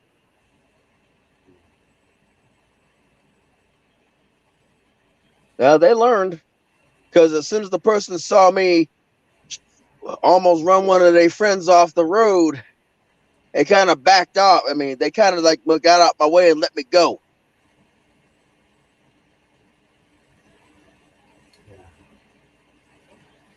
But it's all right. It's what it is. When you gonna get your sex doll? Depends on whether or not this chick stuffs me in the trunk or not. If she doesn't stuff me in the trunk within a set time period, I'm gonna get one. If she stuffs me in the trunk, well, I ain't got to worry about that problem. I got to worry about getting out the trunk and trying and seeing if I can make my way outside and get my way back up to my home. I would buy another one just to support the cause. Yeah, I might be getting one pretty soon. But all these people gonna get is an unboxing video. That's all they gonna get. They gonna get me, the box, and a crowbar. You don't need to like have it, but it's worth trying actually. Yeah, I mean, I got one. I'm got one that I got my eyes on right now. It's Bluetooth capable. You have one in the shopping cart. Waiting. No, yeah, I have one in the shopping cart, but I'm waiting to see if any more advances come out. You know, like in Bluetooth in technology. Because I had one that was already set up and ready to go, and then the Real Doll X came out, and I'm like, oh dang.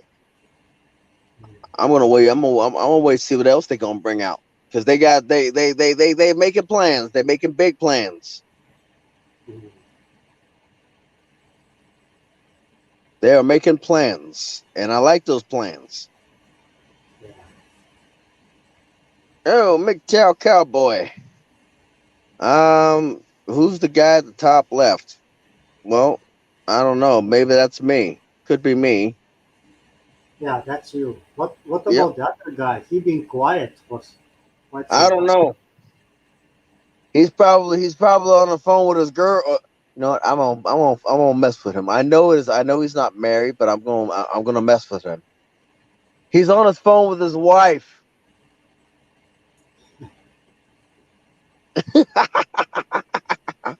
I mess with him. He's not married. Okay. I was getting worried. We are losing another brother. No, I like messing with him. Like the cover, like said, MGTOW Cowboy from top left to bottom center. Red Pill in the Wind, Tico Trent, and Artis.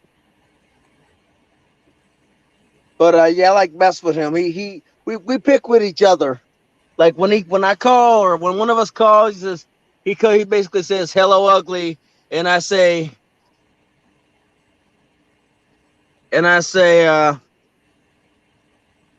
something like along the lines of, hey motherfucker, or hey old man. Then he responds like, you act older than me. You should talk like this when you meet the women too. Treat them like a man. Shit. I'll tell him I got a small dick.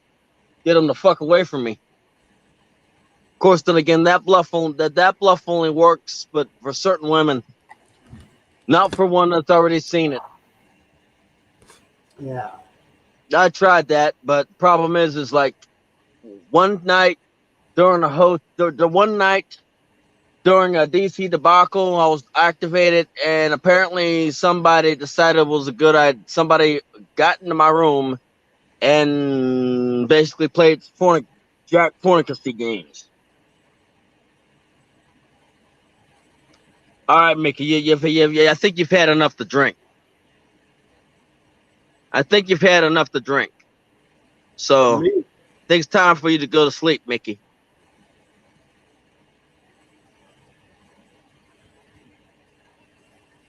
How many are there on YouTube watching this?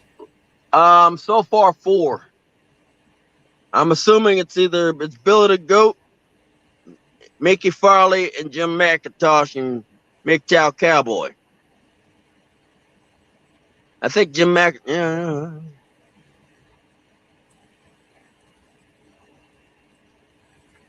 Hold on, let's see what we got here.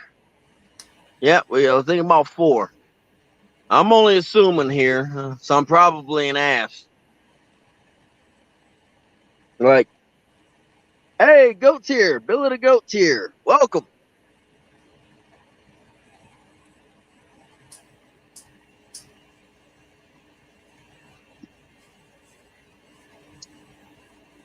Yeah, like I said, Mickey, I think you've had enough to drink.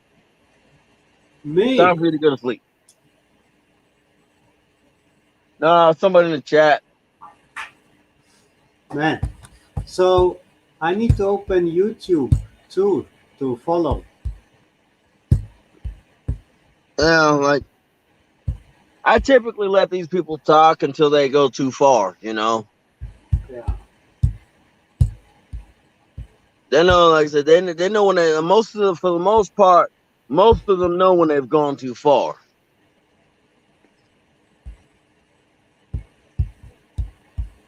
Yeah, most of them know when they've gone too far. They kind of like back off, you know, but for the most part, like like I said, I usually like typically let people do what they do until they start pushing limits. Like everybody else on YouTube, they just basically they just try to wrench people out of oblivion, and I don't believe in that. I believe in freedom of speech until you start pushing boundaries. You know, like going after people, and you ain't got the gutcha guineas to basically come on a live stream. You know, Mm. if you ain't got the gutcha guineas to come on a live stream, then you probably shouldn't be pushing it. Chris Mitchell, welcome. Good evening. It's actually morning where I'm at. I'm probably on my tent. Like it's actually morning where I'm at. Technically. It's morning here too. Well, I'm in Kentucky, so you're in you're in it's definitely morning where you're at. Like, hey, it's definitely morning. And I'm just waiting for Tico to unmute his mic. He up here boo loving. I'm gonna talk shit until he comes in and starts pissing with me. He up here boo loving his girlfriend or wife, his fiance. Tico, your fiance. Got a fiance, Tico. I'm picking with him. I'm right about let's see it. I'm right about around the Louisville area. Right about the Louisville area.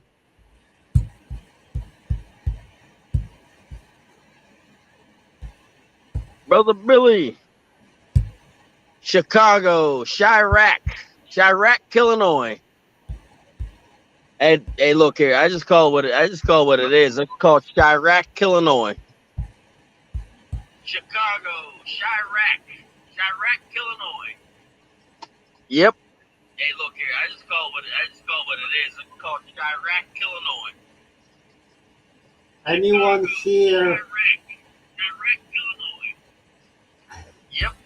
Hey, look here. I just call what it is. Hey, you never know what you're gonna get here. Like in America, you might get lucky with a marriage, you might not. I just like picking with Tico and telling him he's married. I poke with him. I was thinking to join military to unload my rage and stuff. I mean, if you like said, the best way to do it is if you're gonna join the military to unload your rage. Personally, I wouldn't say now is the time to do it. The best thing is to find a shooting range in your area that has machine guns, you know? And then I was thinking, why would I join military to defend a fucking feminist country? Exactly. That's the problem I'm facing right now. The thing is, like, when I had found the red pill, I had already been in the military. I was deployed. I was in Jordan. And basically, it was a training deployment. It's basically what I did was, like, I took it out on the targets, on the paper targets. Oh, dang. They're going to have a hard time. Chicago's about to have a hard time because I ain't going to Chicago. ATVs and guns. But for me, it's like, I'm looking to get out. You know? I'm looking to get out. Like, a lot of people are going to be leaving Chicago pretty soon, but I'm looking to get out the military. Because why would I defend a country, a feminist country, that basically doesn't even value me, that basically wants me to die? You know? Like, whether it be in let's see, January right now, February, March, April, May, June, July, whether it be 6 months from now or 4 years to the end of my contract, it doesn't matter to me. I'm leaving. I'm getting out the military. You know, I'm done. They want to they want to play this crap. I'm done. I mean, I'll have 3 years shy of my retirement, but is the retirement really worth it? Not really. I am retiring in like 3 years now. Exactly. I'm done. And the banking system is so lame too. Oh yeah. Like this. You are in the hall and they say, we can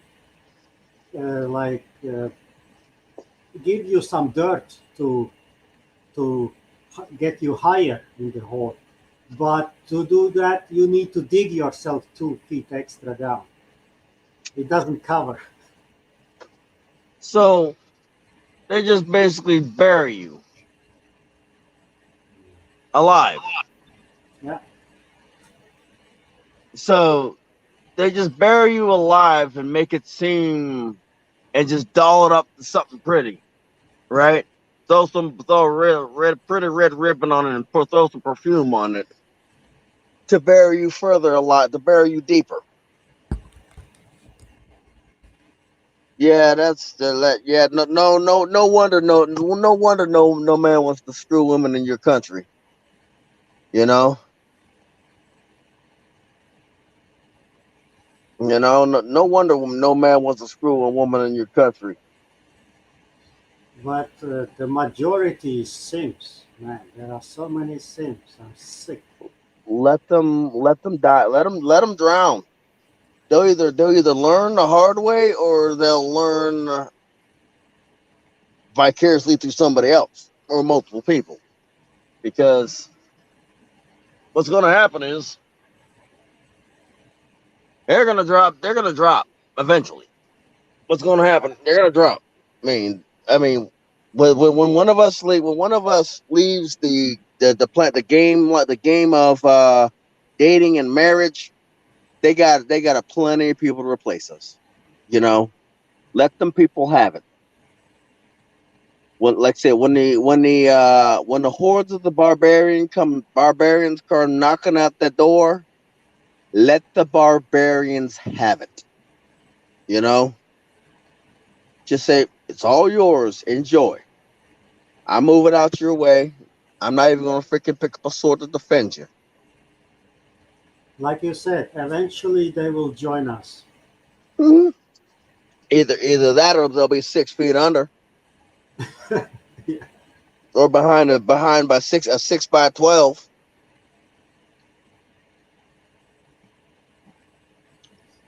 Either way works for me. I mean, what's the worst that's gonna happen to me? They're gonna basically try to force me to get married. Good luck. Dangle my freedom in front of a single mother. I wish you the best of luck. You got, hey, look here, like here's what I gotta say. Hey, if you hold your breath long enough, a bird will bite your face off. You know, that's what I gotta say. If you hold your breath long enough, a bird will bite your face off.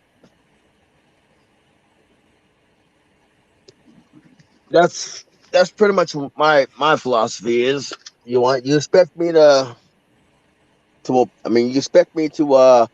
whatchamacallit, you expect to dangle my freedom in front of in the form of a female? All right, hold your breath. You'll find yourself with the cat with a vulture up your behind, ripping your guts out. You know, like unless you tranquilize me and stuff me in the trunk, that's pretty much the only way. It's like you tranquilize me and stuff me in the trunk, which probably ain't hard. Now the initial tranquilization part might be a little bit difficult because I'm gonna try to put up a fight. Try. Keyword. Try.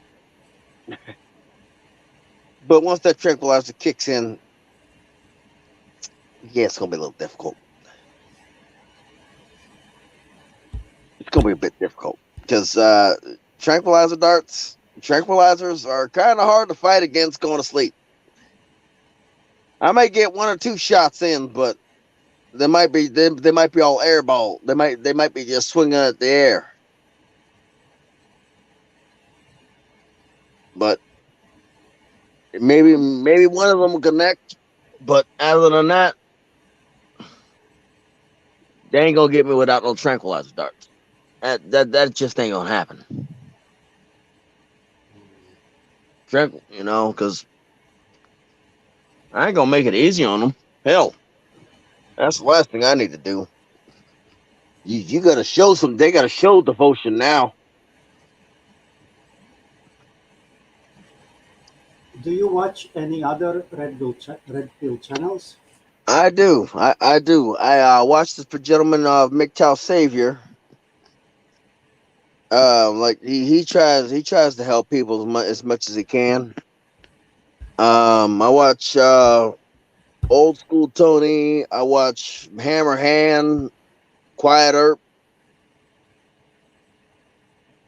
Like and that's just the core. That's just pretty much like the core diet, you know. I also watch Happy Humble Hermit, Hamster, and Sunset Hoodie. That's just just the few of them that I watch. There is a MGTOW Cowboy asked, "What your life story in it?"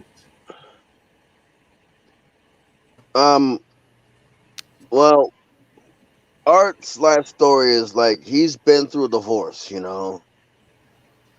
He's already had his wife and kids, I and already got hit by the bullet from the yeah, back, and and even by a woman from East, from Africa.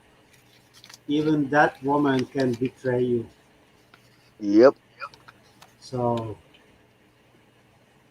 lost the most important thing I had was a newborn child, a 6 month old child. Just I came back home after work and nobody's home. They packed their stuff and just yeah. I used to know, like I said, MGTOW Savior used to know Minute Renegade. I used to know him too. You know, I used to know Renegade 1 too. I used to talk. With Renegade 1. I still talk with MGTOW Savior. You know, as a matter of fact, I gotta send him a link. See how he's doing.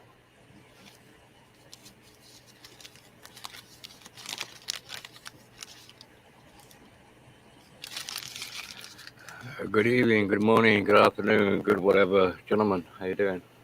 Hey, Billy the Goat, welcome. Hey, man, Wind. Thanks for having me on. And is it Artist? Pleasure to meet you.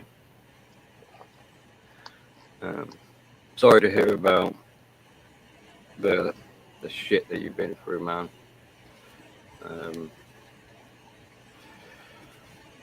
Hard stuff, innit?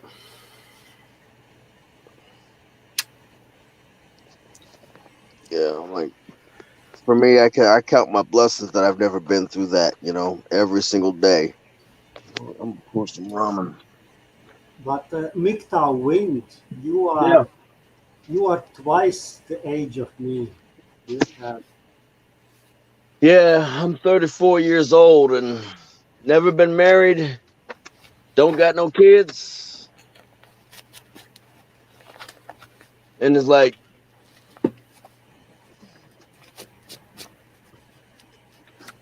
I guess I consider myself lucky. yeah, you didn't miss on anything. I can tell you that. I mean, the way I see it is like,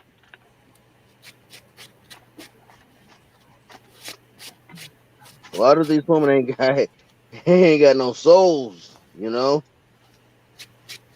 don't see the point in trying to impress somebody that in the end is gonna kill me. You know.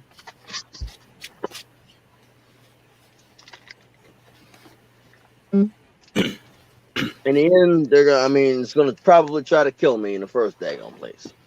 So I ain't trying to impress nobody. Yeah, exactly. And there is no like a reason to like get married and stuff like that in this kind of society because back then you actually needed each other. You need somebody to do the potatoes, somebody to do the cows, somebody to do the carpentering. Now everything is industrialized. You can just Everything's been industrialized. That's the thing, is everything has been industrialized. With it being industrialized, it has basically lowered the value of a lot of men. Like, men used to be able to do the plumbing, the roof work, so much. But now it's like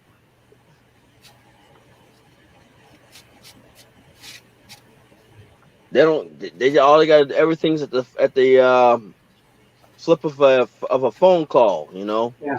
And even Everything's a if you phone call don't away. have the income or resources, the government will give you. Exactly. So I don't see Everything. I just don't see a point in trying anymore. I mean, I know carpentry. I know how to lay a roof down, an effective roof down. Heck, I know how to lay a decorative roof down. If push Yeah, comes to shove. that's the kind of I stuff have I learned. think. Sorry, that's the kind of stuff I think the wider society underestimated about men, where they thought they could take the piss with us, thinking that the men will come running back, the men will fall in line, the men need us, and all this. But it's like, but with how men have been treated, men have naturally kind of been conditioned, or been pushed into becoming more self-reliant. So when a man does eventually go MGTOW, it's not really that big of a change for them. It's kind of like they're just getting on with it. If anything, it's actually a lot easier because they don't have the extra drama and other people to interfere anymore. They can actually knuckle down and get on with things. Right. And what I'm about to say, Onibak, I can't pronounce the name. I apologize, but I understand what you're saying. Like, get your money right and go overseas to a country where traditional gender roles exist. Get a female and stay there. The problem with that is even countries like that, they're advancing. I have a philosophy. It's called chasing the sun, only to watch it come up behind you to pass you again. It might not pass you, but it's going to pass your children, your grandchildren, your great. It's going to come up to meet somebody in your lineage. That's what goes around comes, almost a bit like what goes around comes around. Right. Like, but what you can do is you can put a warning into place for as your country is developing. not to let stuff like this into society, into that new society that you just basically made yourself a part of. The only thing you could do is basically do a warning to make sure that doesn't become a part of your society that you just moved to, so that your children know what to look for. Yeah, man. It's like breaking this. You want to break the cycle. Exactly. Otherwise, it goes around. Yeah. Otherwise, you're just racing the sun, and you know the sun is always going to be faster than you. Hey, MGTOW Cowboy, how you doing today? Hey, what's up, gentlemen? How's it going? It's going. It's going. That's great. That's great. Yeah, I couldn't help but listen to you guys, and just listening more and more, I got so interested I thought I'd call in. Hey, it's no problem. Like I said, you're always welcome. Yeah, great. Well, first off, if I can, I'm so sorry. I'm actually embarrassed. If I can inquire again, what's your name? I've seen you. I've seen your sigil around here and there. I'm sorry. Mine are Billy the Goat. No, yours. I'm Red Pill in the Wind, but my sigil would be MGTOW in the Wind because that was before some things happened, and I may have pissed off a couple. I may have basically stepped on the toes. Then they sent one of their one of these more rational-minded women sent one of their single females to basically potentially stalk me and probably put me in a relationship. Okay. Yeah, no, I vaguely, I should say I acutely remember, I acutely am, how can I put it? I recognize your voice. I've seen you around the community, and I feel like I've seen your sigil as well. Have you ever been on any sort of any work or any live streams, any overlays with Jay MGTOW? Have you ever heard of Jay MGTOW? Yes. Jay MGTOW, Undead Chronic, a few others, and Big Okay. Yeah. I feel like I've seen you around, but okay. Go ahead. I'm sorry. I go everywhere. Everywhere that I'm accepted. Everywhere the wind goes. Yeah. Right. Okay. What's your life story, or I always like to kind of go around at the table and just ask everyone, even just for 1 minute. Can you talk about? You said you were in the military. You said you're from Kentucky. No, I'm from Pennsylvania. Who, what, when, where, why? How old are you? What do you do? Well, yeah. For me, it's like I'm from Pennsylvania. I'm born and raised in Pennsylvania. I travel around the country, but my family, my grandparents, they come from Louisiana. And for me, like, I joined the military after my dad died, just to die. How old are you? I am 34, almost 35 years old. Oh, you are 34. I mean, I sound a lot older. What branch of the military were you in? From 2004. I mean, wow. Time. From 2009 to 2013, my first branch was United States Marine Corps. From 2013 to present, it's the Army National Guard. Oh yeah, okay. So you're still in. Okay, so you're gonna go. I guess you're gonna go the full 20 years and pension out. That's your goal. Nope, that's not my goal anymore. Oh no, you're so close. I don't care anymore. I really don't care. What's been going on in the news and with the withdrawal from Afghanistan, the COVID crap where they're gonna stonewall people's careers. Yeah. I don't viably see it. Did you take the jab? Nope. Oh, okay. So they're basically wanting to kick you out then. They wanted to, but now they just realized that, you know what, we might as well just punish these bastards. And you know what? Did they demote you, or did you lose a chevron or something? No, they didn't demote me. They're just basically gonna stonewall my career. You know, they're gonna railroad my career. I can't advance. I can't pick up rank. I can't go to schools. I can't do anything until I take the jab. Well, being that I can't do anything until I take the jab, well, I'm just gonna get out. That's the way I see it. Right. Yeah, that's a real quick way to get conscientious objectors, or I shouldn't use that term, but people who are hesitant to take it, or just they're anti-vax, or they're like me and they see it as a bioweapon, or for whatever reason, all the people that don't want to take it, they're punishing them. I thought I remember hearing there was a story out of I think, was it Oklahoma? I think it was some brigadier general. The entire Oklahoma just rescinded the law and said none of the guys in the guard have to take it. Did you hear about that story? Yeah, I've heard about that one. I don't watch the news because of how corrupt they've been, how jacked up the news has been.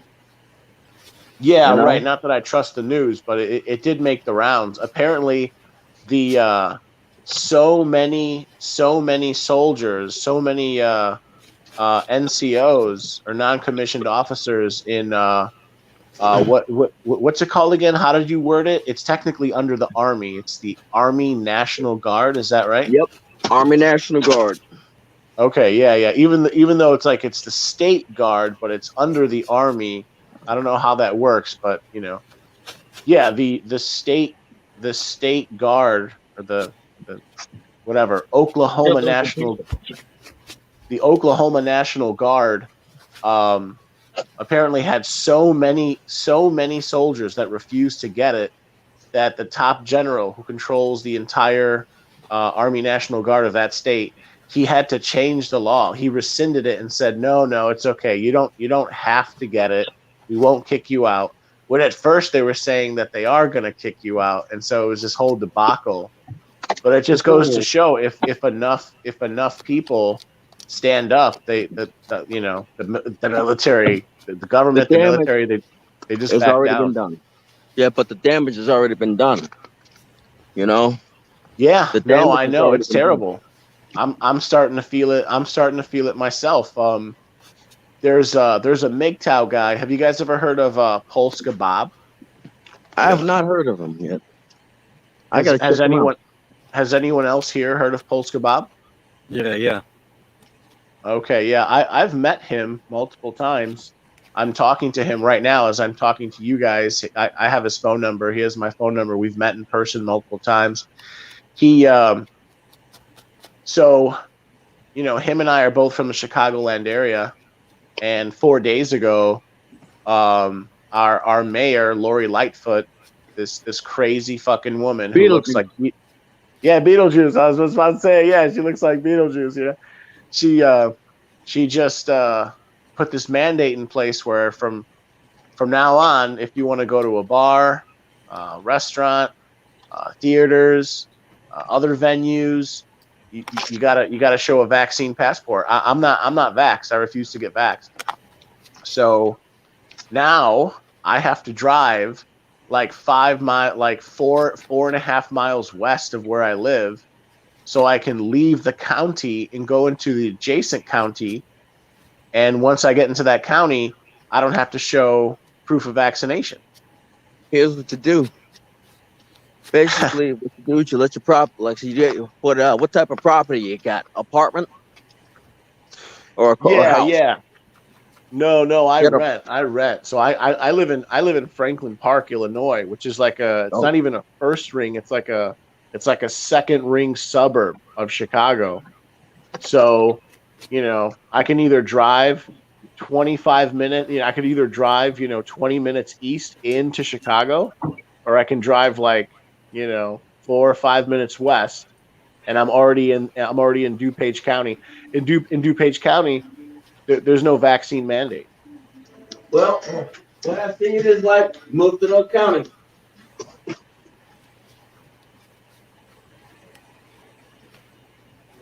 let's mention that only people are affected with COVID only are those who live this crazy luxury life, eating at McDonald's every day, going out in the pubs and stuff. But people like Yeah. who have my own forest, I have solar, I have wind power, I have thermoelectric power, I have a garden. I I feel that I'm visible now. Yeah, but Right. Yeah. No. At this point, I'm gonna get out of Chicago. Changing the subject a little bit. What's his name? I think your name is Artis or Artis. What's your story? Who are you? Where are you from? What country are you from? You Okay, sound like you have an okay, accent. quickly. Is that a doll Uh, behind you? yeah, it's a sex doll. It has central body heat. It is more flexible than my ex-wife. And I grew up in a children home, and Well, yeah, here, let me ask you a couple questions. You sound like you have an accent. What do you speak another language? I speak 5 languages. Oh wow. What are you? You sound maybe Eastern European. Yeah, I'm Finland, Sweden. Oh, Finland, Sweden. Okay. I wasn't thinking Scandinavian. I was thinking Eastern European. I was thinking maybe like Estonian or Latvia or Lithuania or something. like I said, the way I see it is like you gotta know where to hit these politicians. You gotta know where to hit them in the pocketbook. You know, enough people leave a county, and they have no GDP. They have no spending. They have no GDP. Now they got to figure out how to unfornicate what they fornicated up.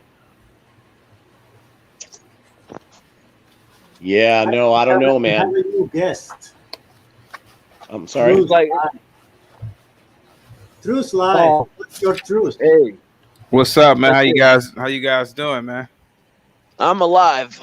Hey, I just happened to see your open panel and your live, but I came in on when you said that the Lightfoot mayor, you said looks like a gremlin.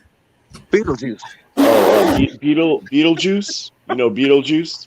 Oh, sir, I'm 37, sir. I know all about Michael Keaton's Beetlejuice. Absolutely. Yeah. Yep. Okay. Yeah. Cool. Beetlejuice, the Gremlins, some sort of tentacle monster from the abyss. Yeah. Something you see on Dungeons and Dragons. Yeah. Prickly poison.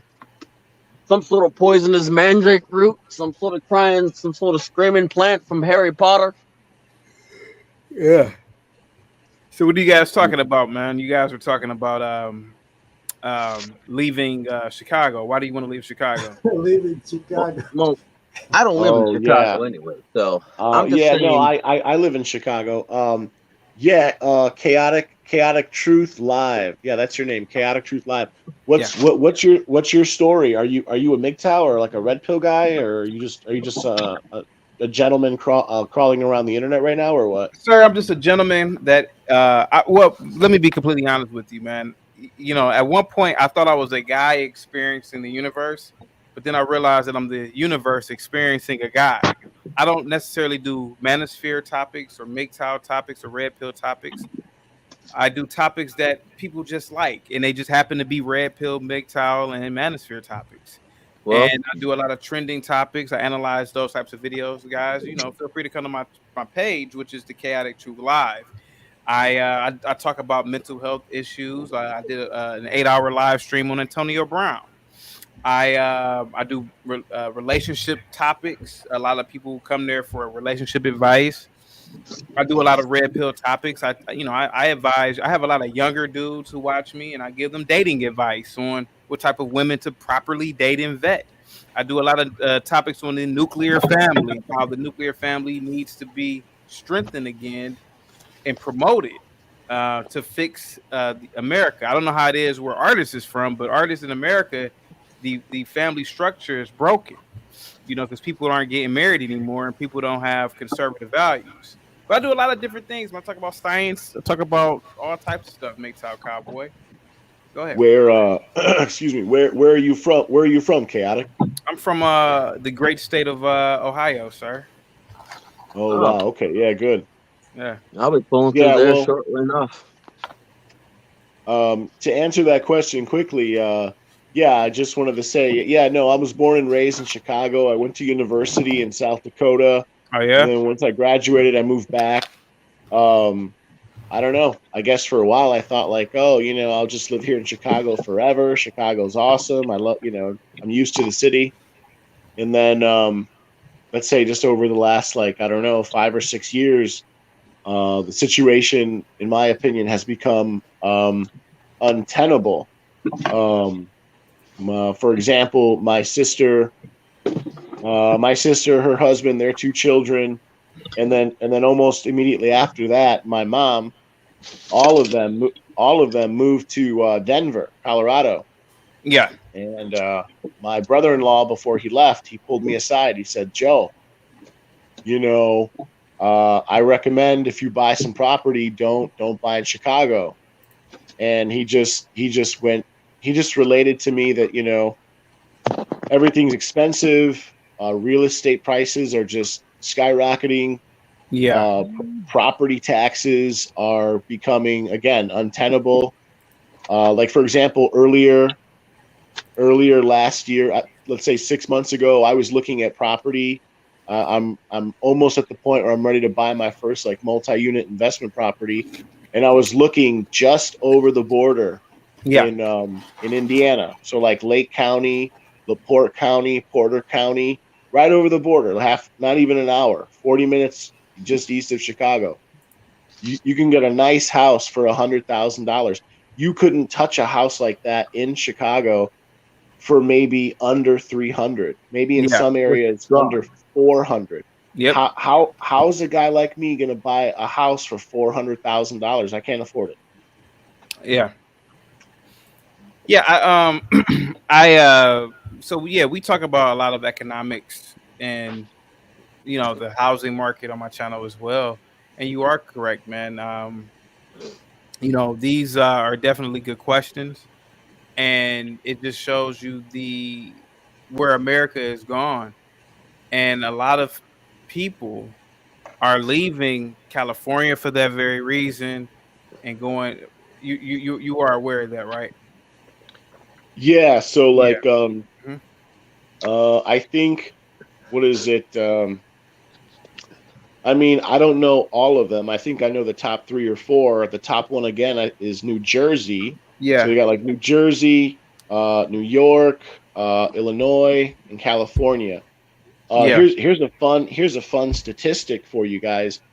New Jersey, the state of New Jersey has lost over 2 million residents in the last 10 years. Yeah.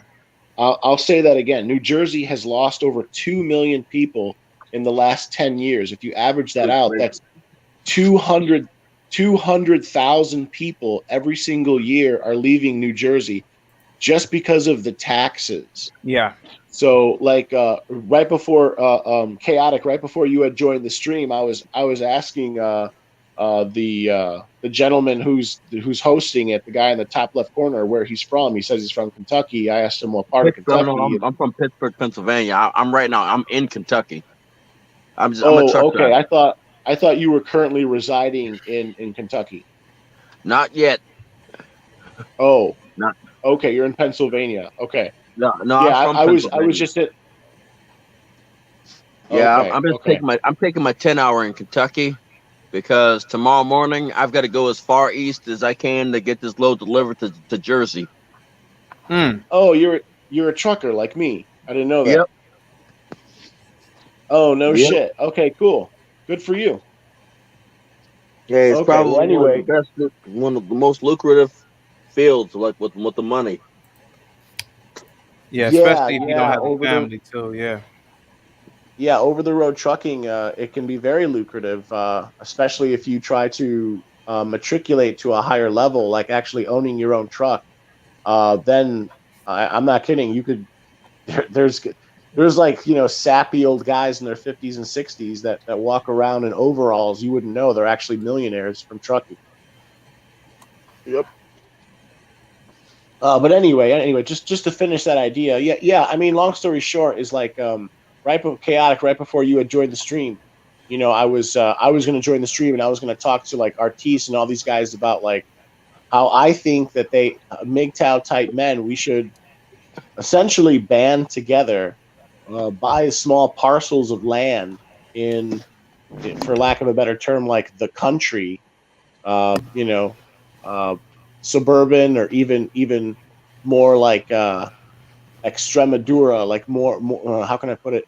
Basically, buy pieces of land an hour outside the city, and then, you know, kind of escape the cities, get out of the cities. The cities are too expensive. Real estate prices are too much. Real estate taxes are too much. You know, if you have to, you could actually live in an RV.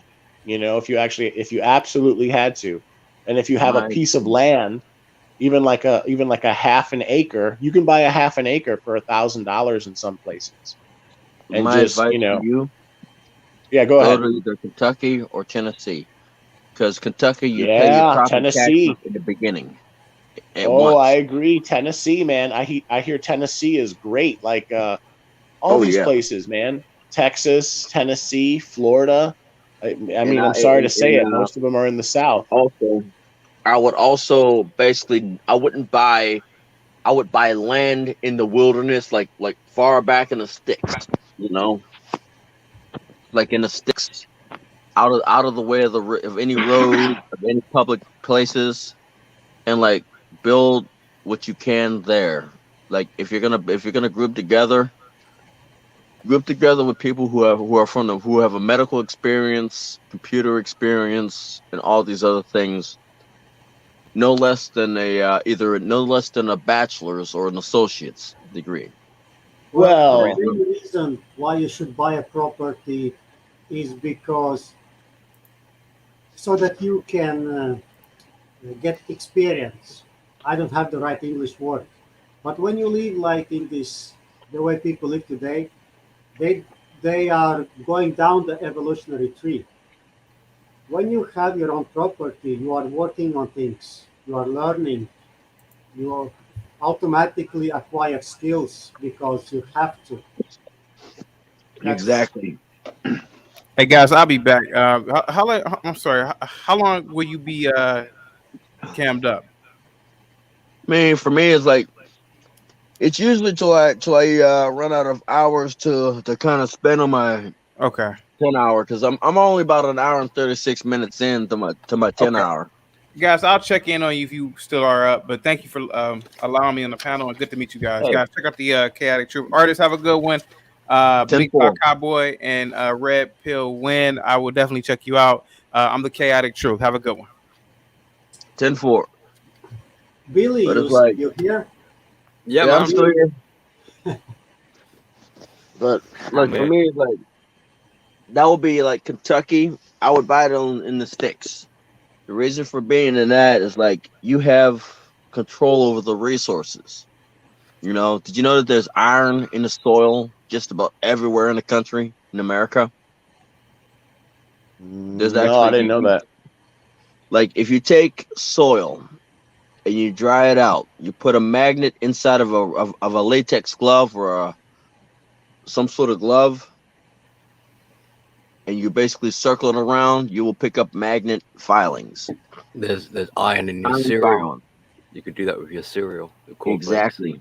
Yeah, that's right. You can do that. You can do that with cereal. You can basically pick up iron filings. They call them filings. And what you do is you take some wood that is dried out. You put it in a pile like a kind of like a camp, like you're setting up a campfire. Cover it with mud. Start another fire with some coals. Throw the coals on the top of the on a bundle of sticks. You make charcoal. As soon if you can get you basically time it to where it's starting to smolder. You put mud on top of it. You want to make it burn itself. You know. Oh, I know what you're talking about. Yeah, of course. Yeah. I was now we're basically talking about bushcraft. Yeah, no, that stuff is interesting to learn. Yeah. There's all that stuff is interesting. No, I didn't know. Are you sure though? Like, because every state's different. I thought in most states you do not have mineral rights. Like, just because you buy a piece of property in Tennessee, if 5 years later it strikes oil, you don't necessarily own that oil. They have to pay you. In some states, they have to pay you to access it. Yeah. In some states, well, the point is, not all states allow or have access to. I think it's called top mineral rights. Right. Just because you're on top of the land doesn't mean that you own the rights to the mineral that are under the land.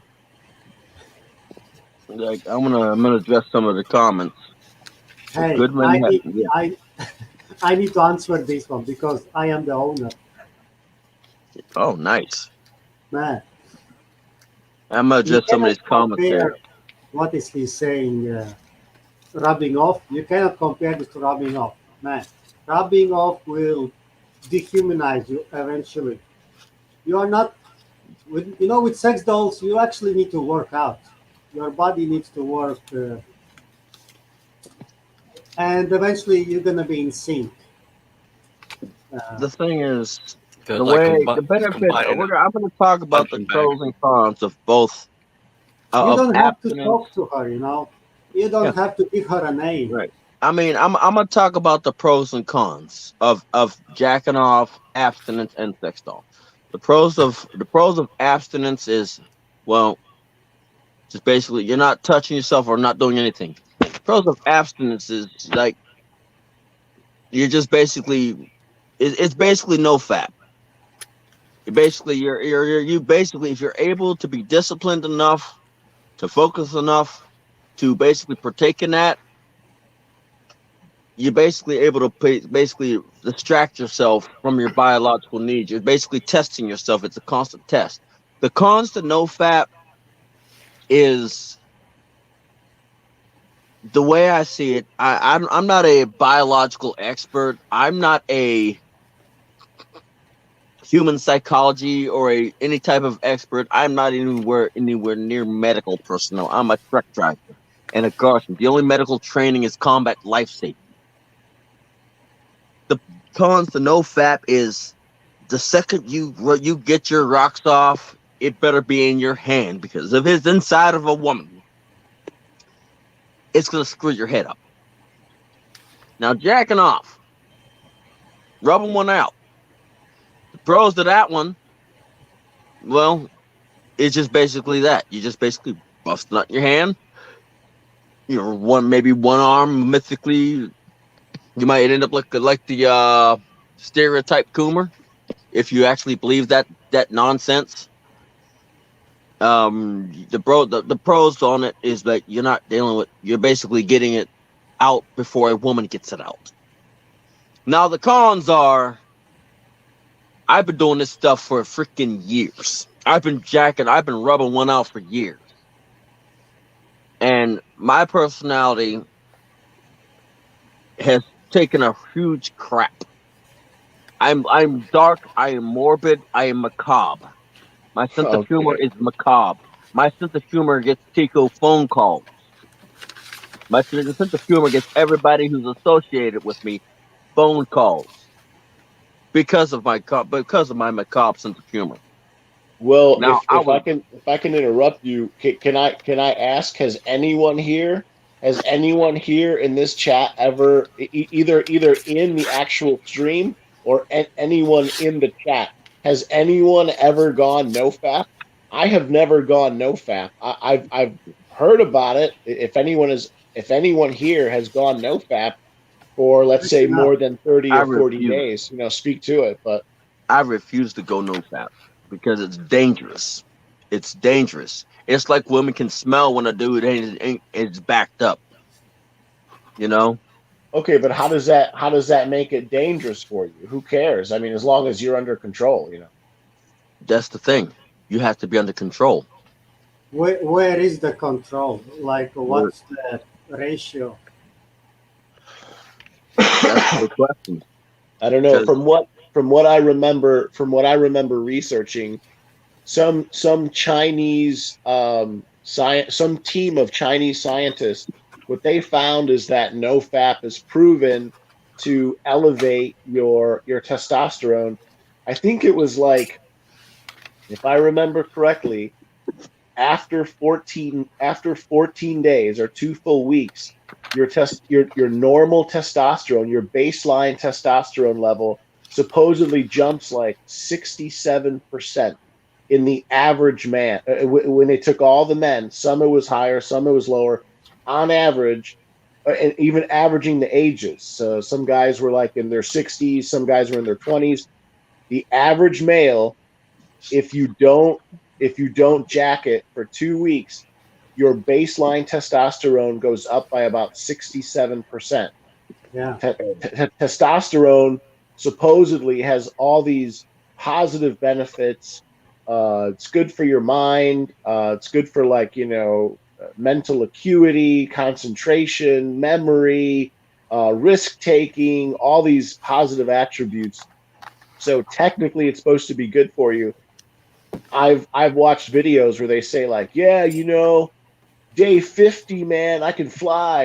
I don't know if any of that shit's No. real though. I'm not, like I said, are you willing to test that theory out? Right. Because after about 2 or 3 days, I'm just like, oh, fuck it, I don't give a fuck. So Exactly. and then I'm not willing to test it out. Look here, I beat the crap out of my junk. My junk's afraid to get hard. I beat it so much. Let me give a pro to this fat subject. When you have this one, your sex is actually that much better that you don't need to fat every third day. When I bought her, I was having her like every second day. But now, man, it's so good. I'm done like for at least a week. But fapping, like only fapping with your hand, it's like a drug. It's never enough because it's a drug. Yeah, it's a drug. Artis, how old are you? Are you in your 20s, 30s, 40s? What's that? 36. You're 36. Okay. So I can tell you, I'm not letting out anything for like over a week, for 10 days. Like every 10 days I have her. Okay. But You know what? If I could slightly change the subject, who's this Billy Goat guy in the corner? Are you still with us? I have no idea who this Billy the Goat guy is. Yeah. Billy, can you introduce yourself? Have I ever seen you around in the community, or? I don't know. You see me in the chat boxes. I think I've said hello to you a few times, actually. Oh, you've said hello? I'm pretty sure. Man, I'm sorry. I don't know, not for definite, but I've seen you in the chat boxes. Typing away. Okay, yeah, cool. Can you just for fun? Can you kind of introduce yourself, like who, what, when, where, why? Who are you? Where are you from? You sound like you have a British accent. You sound like you're young. Oh, well, thank you very much. I'm actually might be the oldest one here. I'm going to be 39 in the next week or so. Oh, wow. Okay, yeah, I just turned 38, but okay. Damn, I'm getting old. But yeah, so as you worked out, I'm British. I'm actually in London. So when you guys were talking about real estate earlier, I was just thinking, oh boy, the prices in London. Oh yeah. Oh, bro, you're fucked. You're in you're probably in the second or third most expensive real estate market in the world. Yeah, that's right. Yeah. But so I don't know what my story is, how I got into the red pill. I suppose I've been in 2019, so this is kind of like my third year now of delving into the rabbit hole. I came out of a 12-year relationship, had a kid, and it was dropped into the deep end. Obviously, like the world has been flipped upside down, totally chaotic, not understanding what was going on, and there's a kid in the mix, sort of thing. So it was a battle on many fronts, and I quickly got into the field of psychology and understanding personality disorders, mental disorders, and things like that, which luckily for me allowed me to keep my kid full time, like custody. I have full custody of my child whilst having avoided going to court. So although it was a tricky situation, I came out on top, and things have been good ever since, really, as you can imagine when you're out of that kind of chaos. So my daughter, along with that, learning the mental psychology aspect, it also helps me understand my daughter's autism. So that also improved. Yeah, I'm sorry. Your daughter's what now? Well, she's 8, but she's autistic.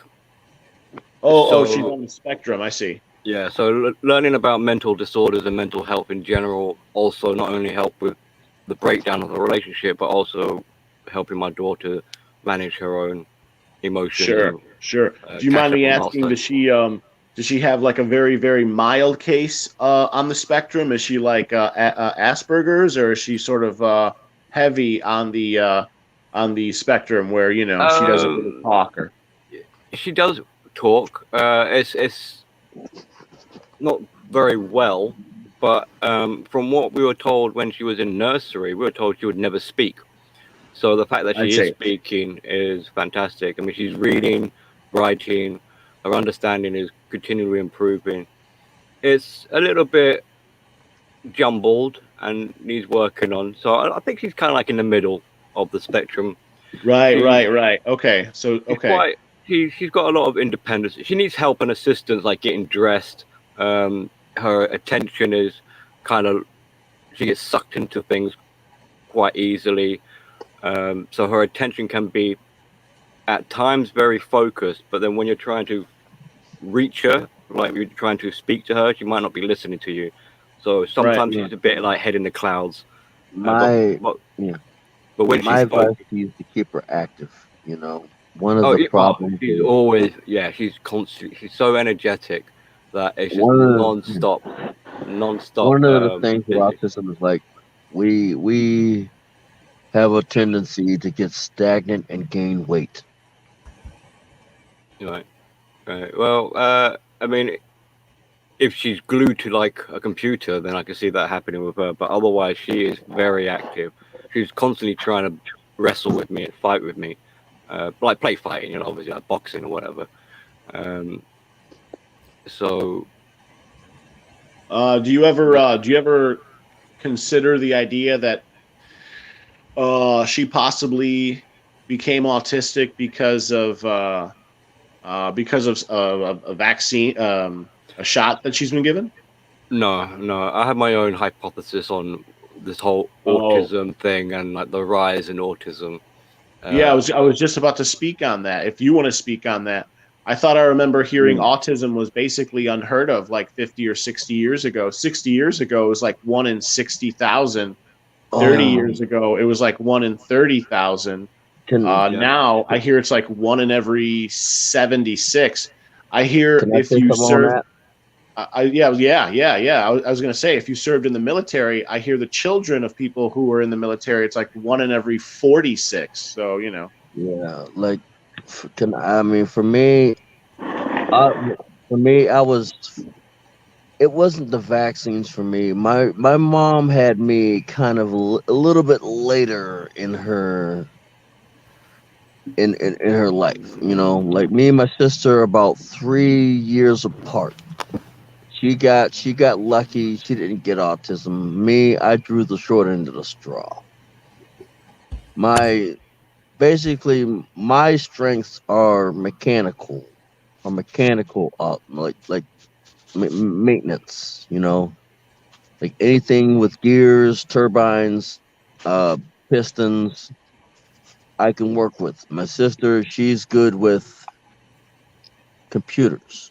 She doesn't she like me speaking anything about compression is rock is literally might as well be speaking to a Brock about rocket science. But in her and vice versa, and same as her, like her speaking the computer language to me is like speaking rocket science to a rock. Now, as in, my mom had me a little bit later in her life, where the risk of having a child was pretty high. Like the risk of children, like having children, was high. I think either one of us or both of us were probably a cesarean section, you know, and which basically adds to the fact that with a higher age of having a child, it leads the child to potentially be autistic. You know, That's the problem with women today. they wait. A child when they are like over 35. They don't care. Oh, I want a child. So the way I see it, and Win, don't take this personally at all, right? This is just my sort of hypothesis or whatever. So autism is generally recognized as a learning difficulty. So the wiring in the brain hasn't quite wired correctly, and has had to kind of like rewire to either compensate or make do with whatever. So this becomes a challenge for it's a challenge for the brain in brain development. So a little bit like what Wynn is saying about perhaps with parents having children later in life where things are more risky, or what I'm suspecting, what we're seeing is the general decline in mental health, and people who have mental health issues having children. You're not going to really expect these children to be fully, like, for lack of a better word, like functionable in a traditional sense, like wired correctly. So it's kind of like like if you're, do you ever do that thing with like old VHS tech where you make a copy of a copy of a copy? Yes. And the copy kind of like the quality drops. So if you've got parents who have issues for whatever reason, having children, those children aren't going to be as like a good copy of the parent. You know what I'm saying? So if there's a degrading going on. Okay, so you're basically saying that essentially either you or your girlfriend or wife at the time, the woman with which you had a child, was genetically damaged in some way. Mentally damaged, yeah.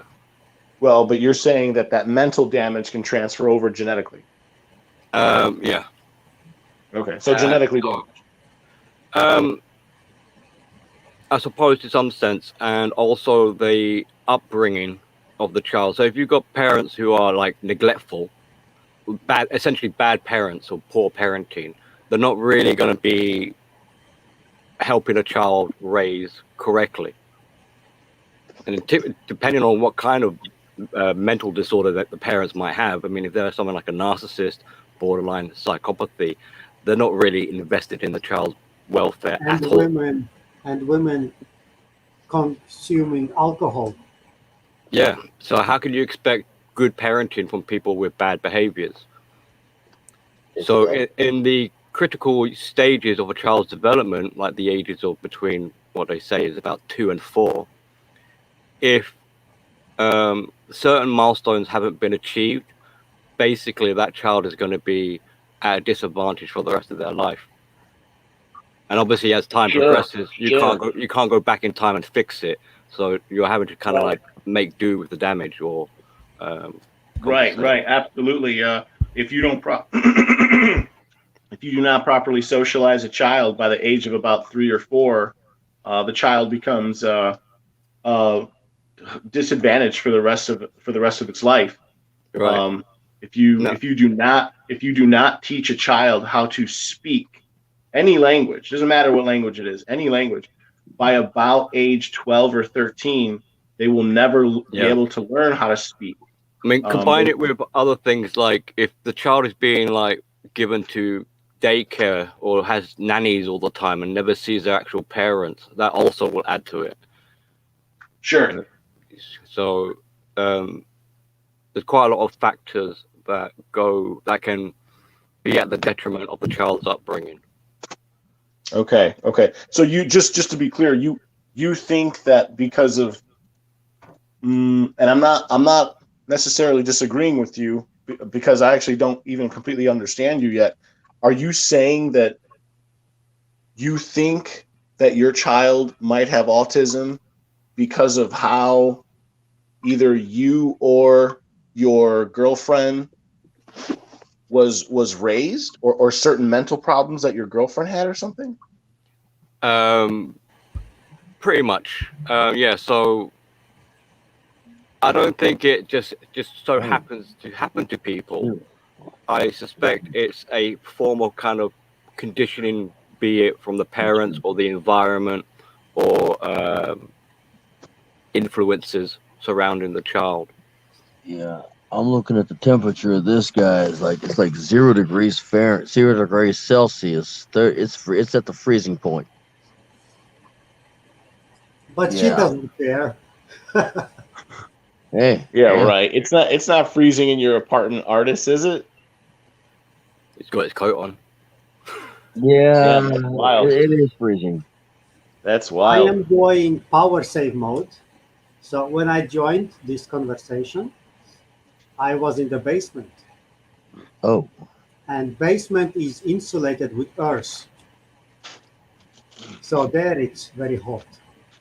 So I'm saving money by not heating up all the 3 stories because this was a family home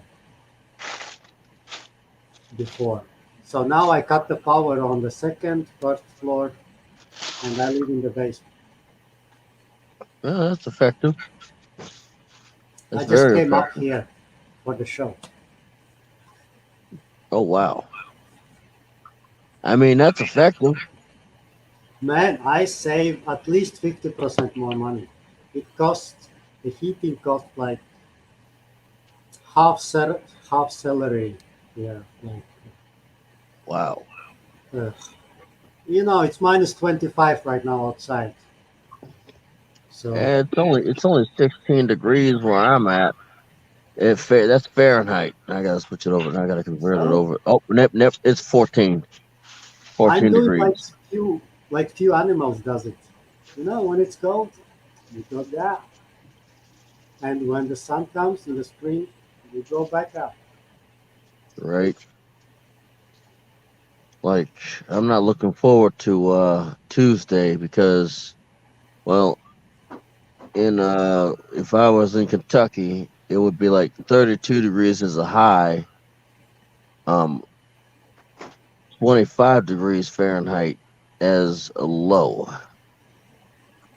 But I'm not going to Kentucky. I'm going to New Jersey. Oh, wow. But no worries, yeah, you know what? I wanted to ask you. I'm sorry. Go ahead. She has actually nichrom. You know nichrom? She has nichrom coil around her skeleton. Oh, wow. She got a heating coil? Yeah. She's got it. Oh, nice. Yeah, man. It's so nice when she's in the bed under the sheets. Wow. So you could do polystyrene carving with her leg. Yeah, in a sense. It's like nichrome wire. I mean, if he felt the need to take the leg apart, but I wouldn't do it. That's a lot of money. What, nichrome wire? I mean, she got microwire, but that microwire is keeping him warm. Well, I suppose it would be expensive if you're having to buy a leg to go with it. But yeah, I get what you mean. No, it's not. Come on. My gaming laptop takes much more power. Oh, wow. And secondly, the heat is not wasted. After she's heated, it gives the heat to the room. Oh. Before it goes into space. So. Oh. Shoot, I might just get one for my daggone truck and not even turn the bunk heater on. It's Right. the gift that keeps on giving. Oh, heck yeah. Shoot, I got a heater. I basically got a heater, a pair of tits, and a holder. What the fuck? I got a heater, a pair of tits, and a holder stick in. You know? Shoot. A heater, a pair of tits, and a holder stick. Or you can get two of them. Then you have a 4 pair of tits, and you have one on one shoulder, one on the other shoulder, and then you sing, "I love all my bitches love me." You know? Hey, look, for me, it's like I live in a semi truck. I don't think I need that. I don't think I need two. You know? Come on, semi truck has enough power. 24-volt system, big generator, alternator. Exactly. Inverter. Yeah, I mean, plug a charger up with the inverter, and after that, it's like, shoot, I don't even need to turn the auto start on. You know? The charge the battery, just basically plug her into the inverter for a few minutes, unplug her, turn the inverter off. It's like maybe about 99% battery is been 1% of the battery has been used, probably less than that. I don't even need to turn the inverter. I don't even turn the engine on. Just basically. Come on, you are driving a truck. Yeah. It generates so much power. Yep. It's nothing to connect a truck. Shoot, that's the way I see it. Oh, these goddamn dates. These people are. And you know, guys, I am going off grid now. So I have done the research and stuff. I have connected 24-volt system, lights, circulation pumps. So I don't even have the government power on right now. So I'm there. Yeah, I bet you they're pissed. I bet you they're pissed. I didn't get it. They're upset. Who is upset? The government. Oh, yeah. I had 0 kilowatt hours consumptions per month for like a half year now. They were coming here and checking if I'm stealing power from somewhere. Yep. Wondering how you just basically went from this amount of wattage to this daggone near 0. Like, hey, this is what happens when you push a man for so far, you know. They just basically I went all the way off grid. I have enough with this bullshit. Right. Well, I'm kind of cut the stream off because I've already hit my 2 hours. I've actually gone past it, and I need to get me some sleep for this long drive tomorrow because I got to go from Kentucky to New Jersey, or as far as I can tomorrow.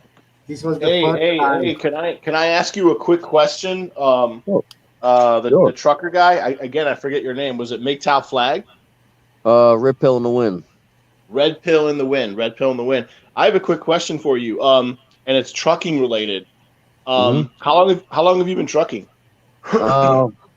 Wow. 18, more than a year? 19, more than a year. 18, 19, 20, 21. About 4, almost 5 years.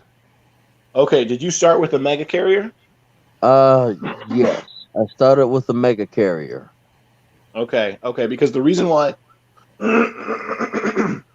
excuse me, the reason why I ask is because, so I'm currently looking for a new job. I was working with like a shoddy, small, like Russian company here in Chicago, but I've decided to basically quit them. And the reason why is because they kept sending me. Here's my question.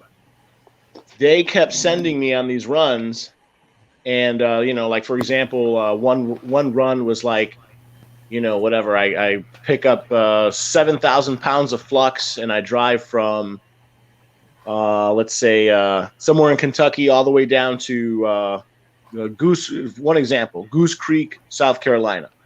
And basically, I run out of time. As well as I do. You probably know better because I'm a newer trucker.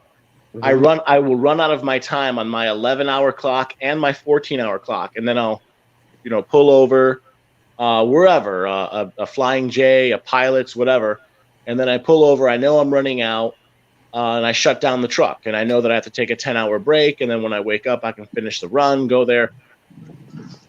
I'll shut down the truck, go into the truck stop, shit, shower, shave, get back, ready to go to sleep. And then I'll get a call from my dispatcher, and she says, "Oh, you have to get up and keep driving." And this just happened to me a week ago. And I was like, "No, I'm not going to do that because that's illegal." Are they like that? Are they also like that at the mega carriers, or is this just No, like a problem with small? you got a really shaky. Are you running paper logs or ELD?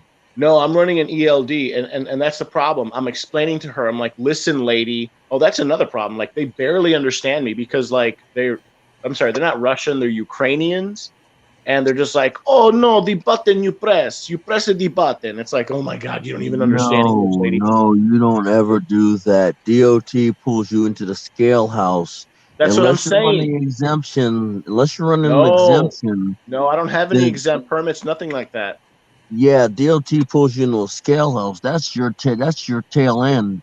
They will That's my make you sit license, for yeah. 10 hours. And this Yeah, they is will what I'm make you trying sit for 10 hours. to. Okay, You yeah, know? okay, because you're at this point you're verifying. Hold on a second. Sorry, I'm a little phlegmy. I'm just getting over a cold.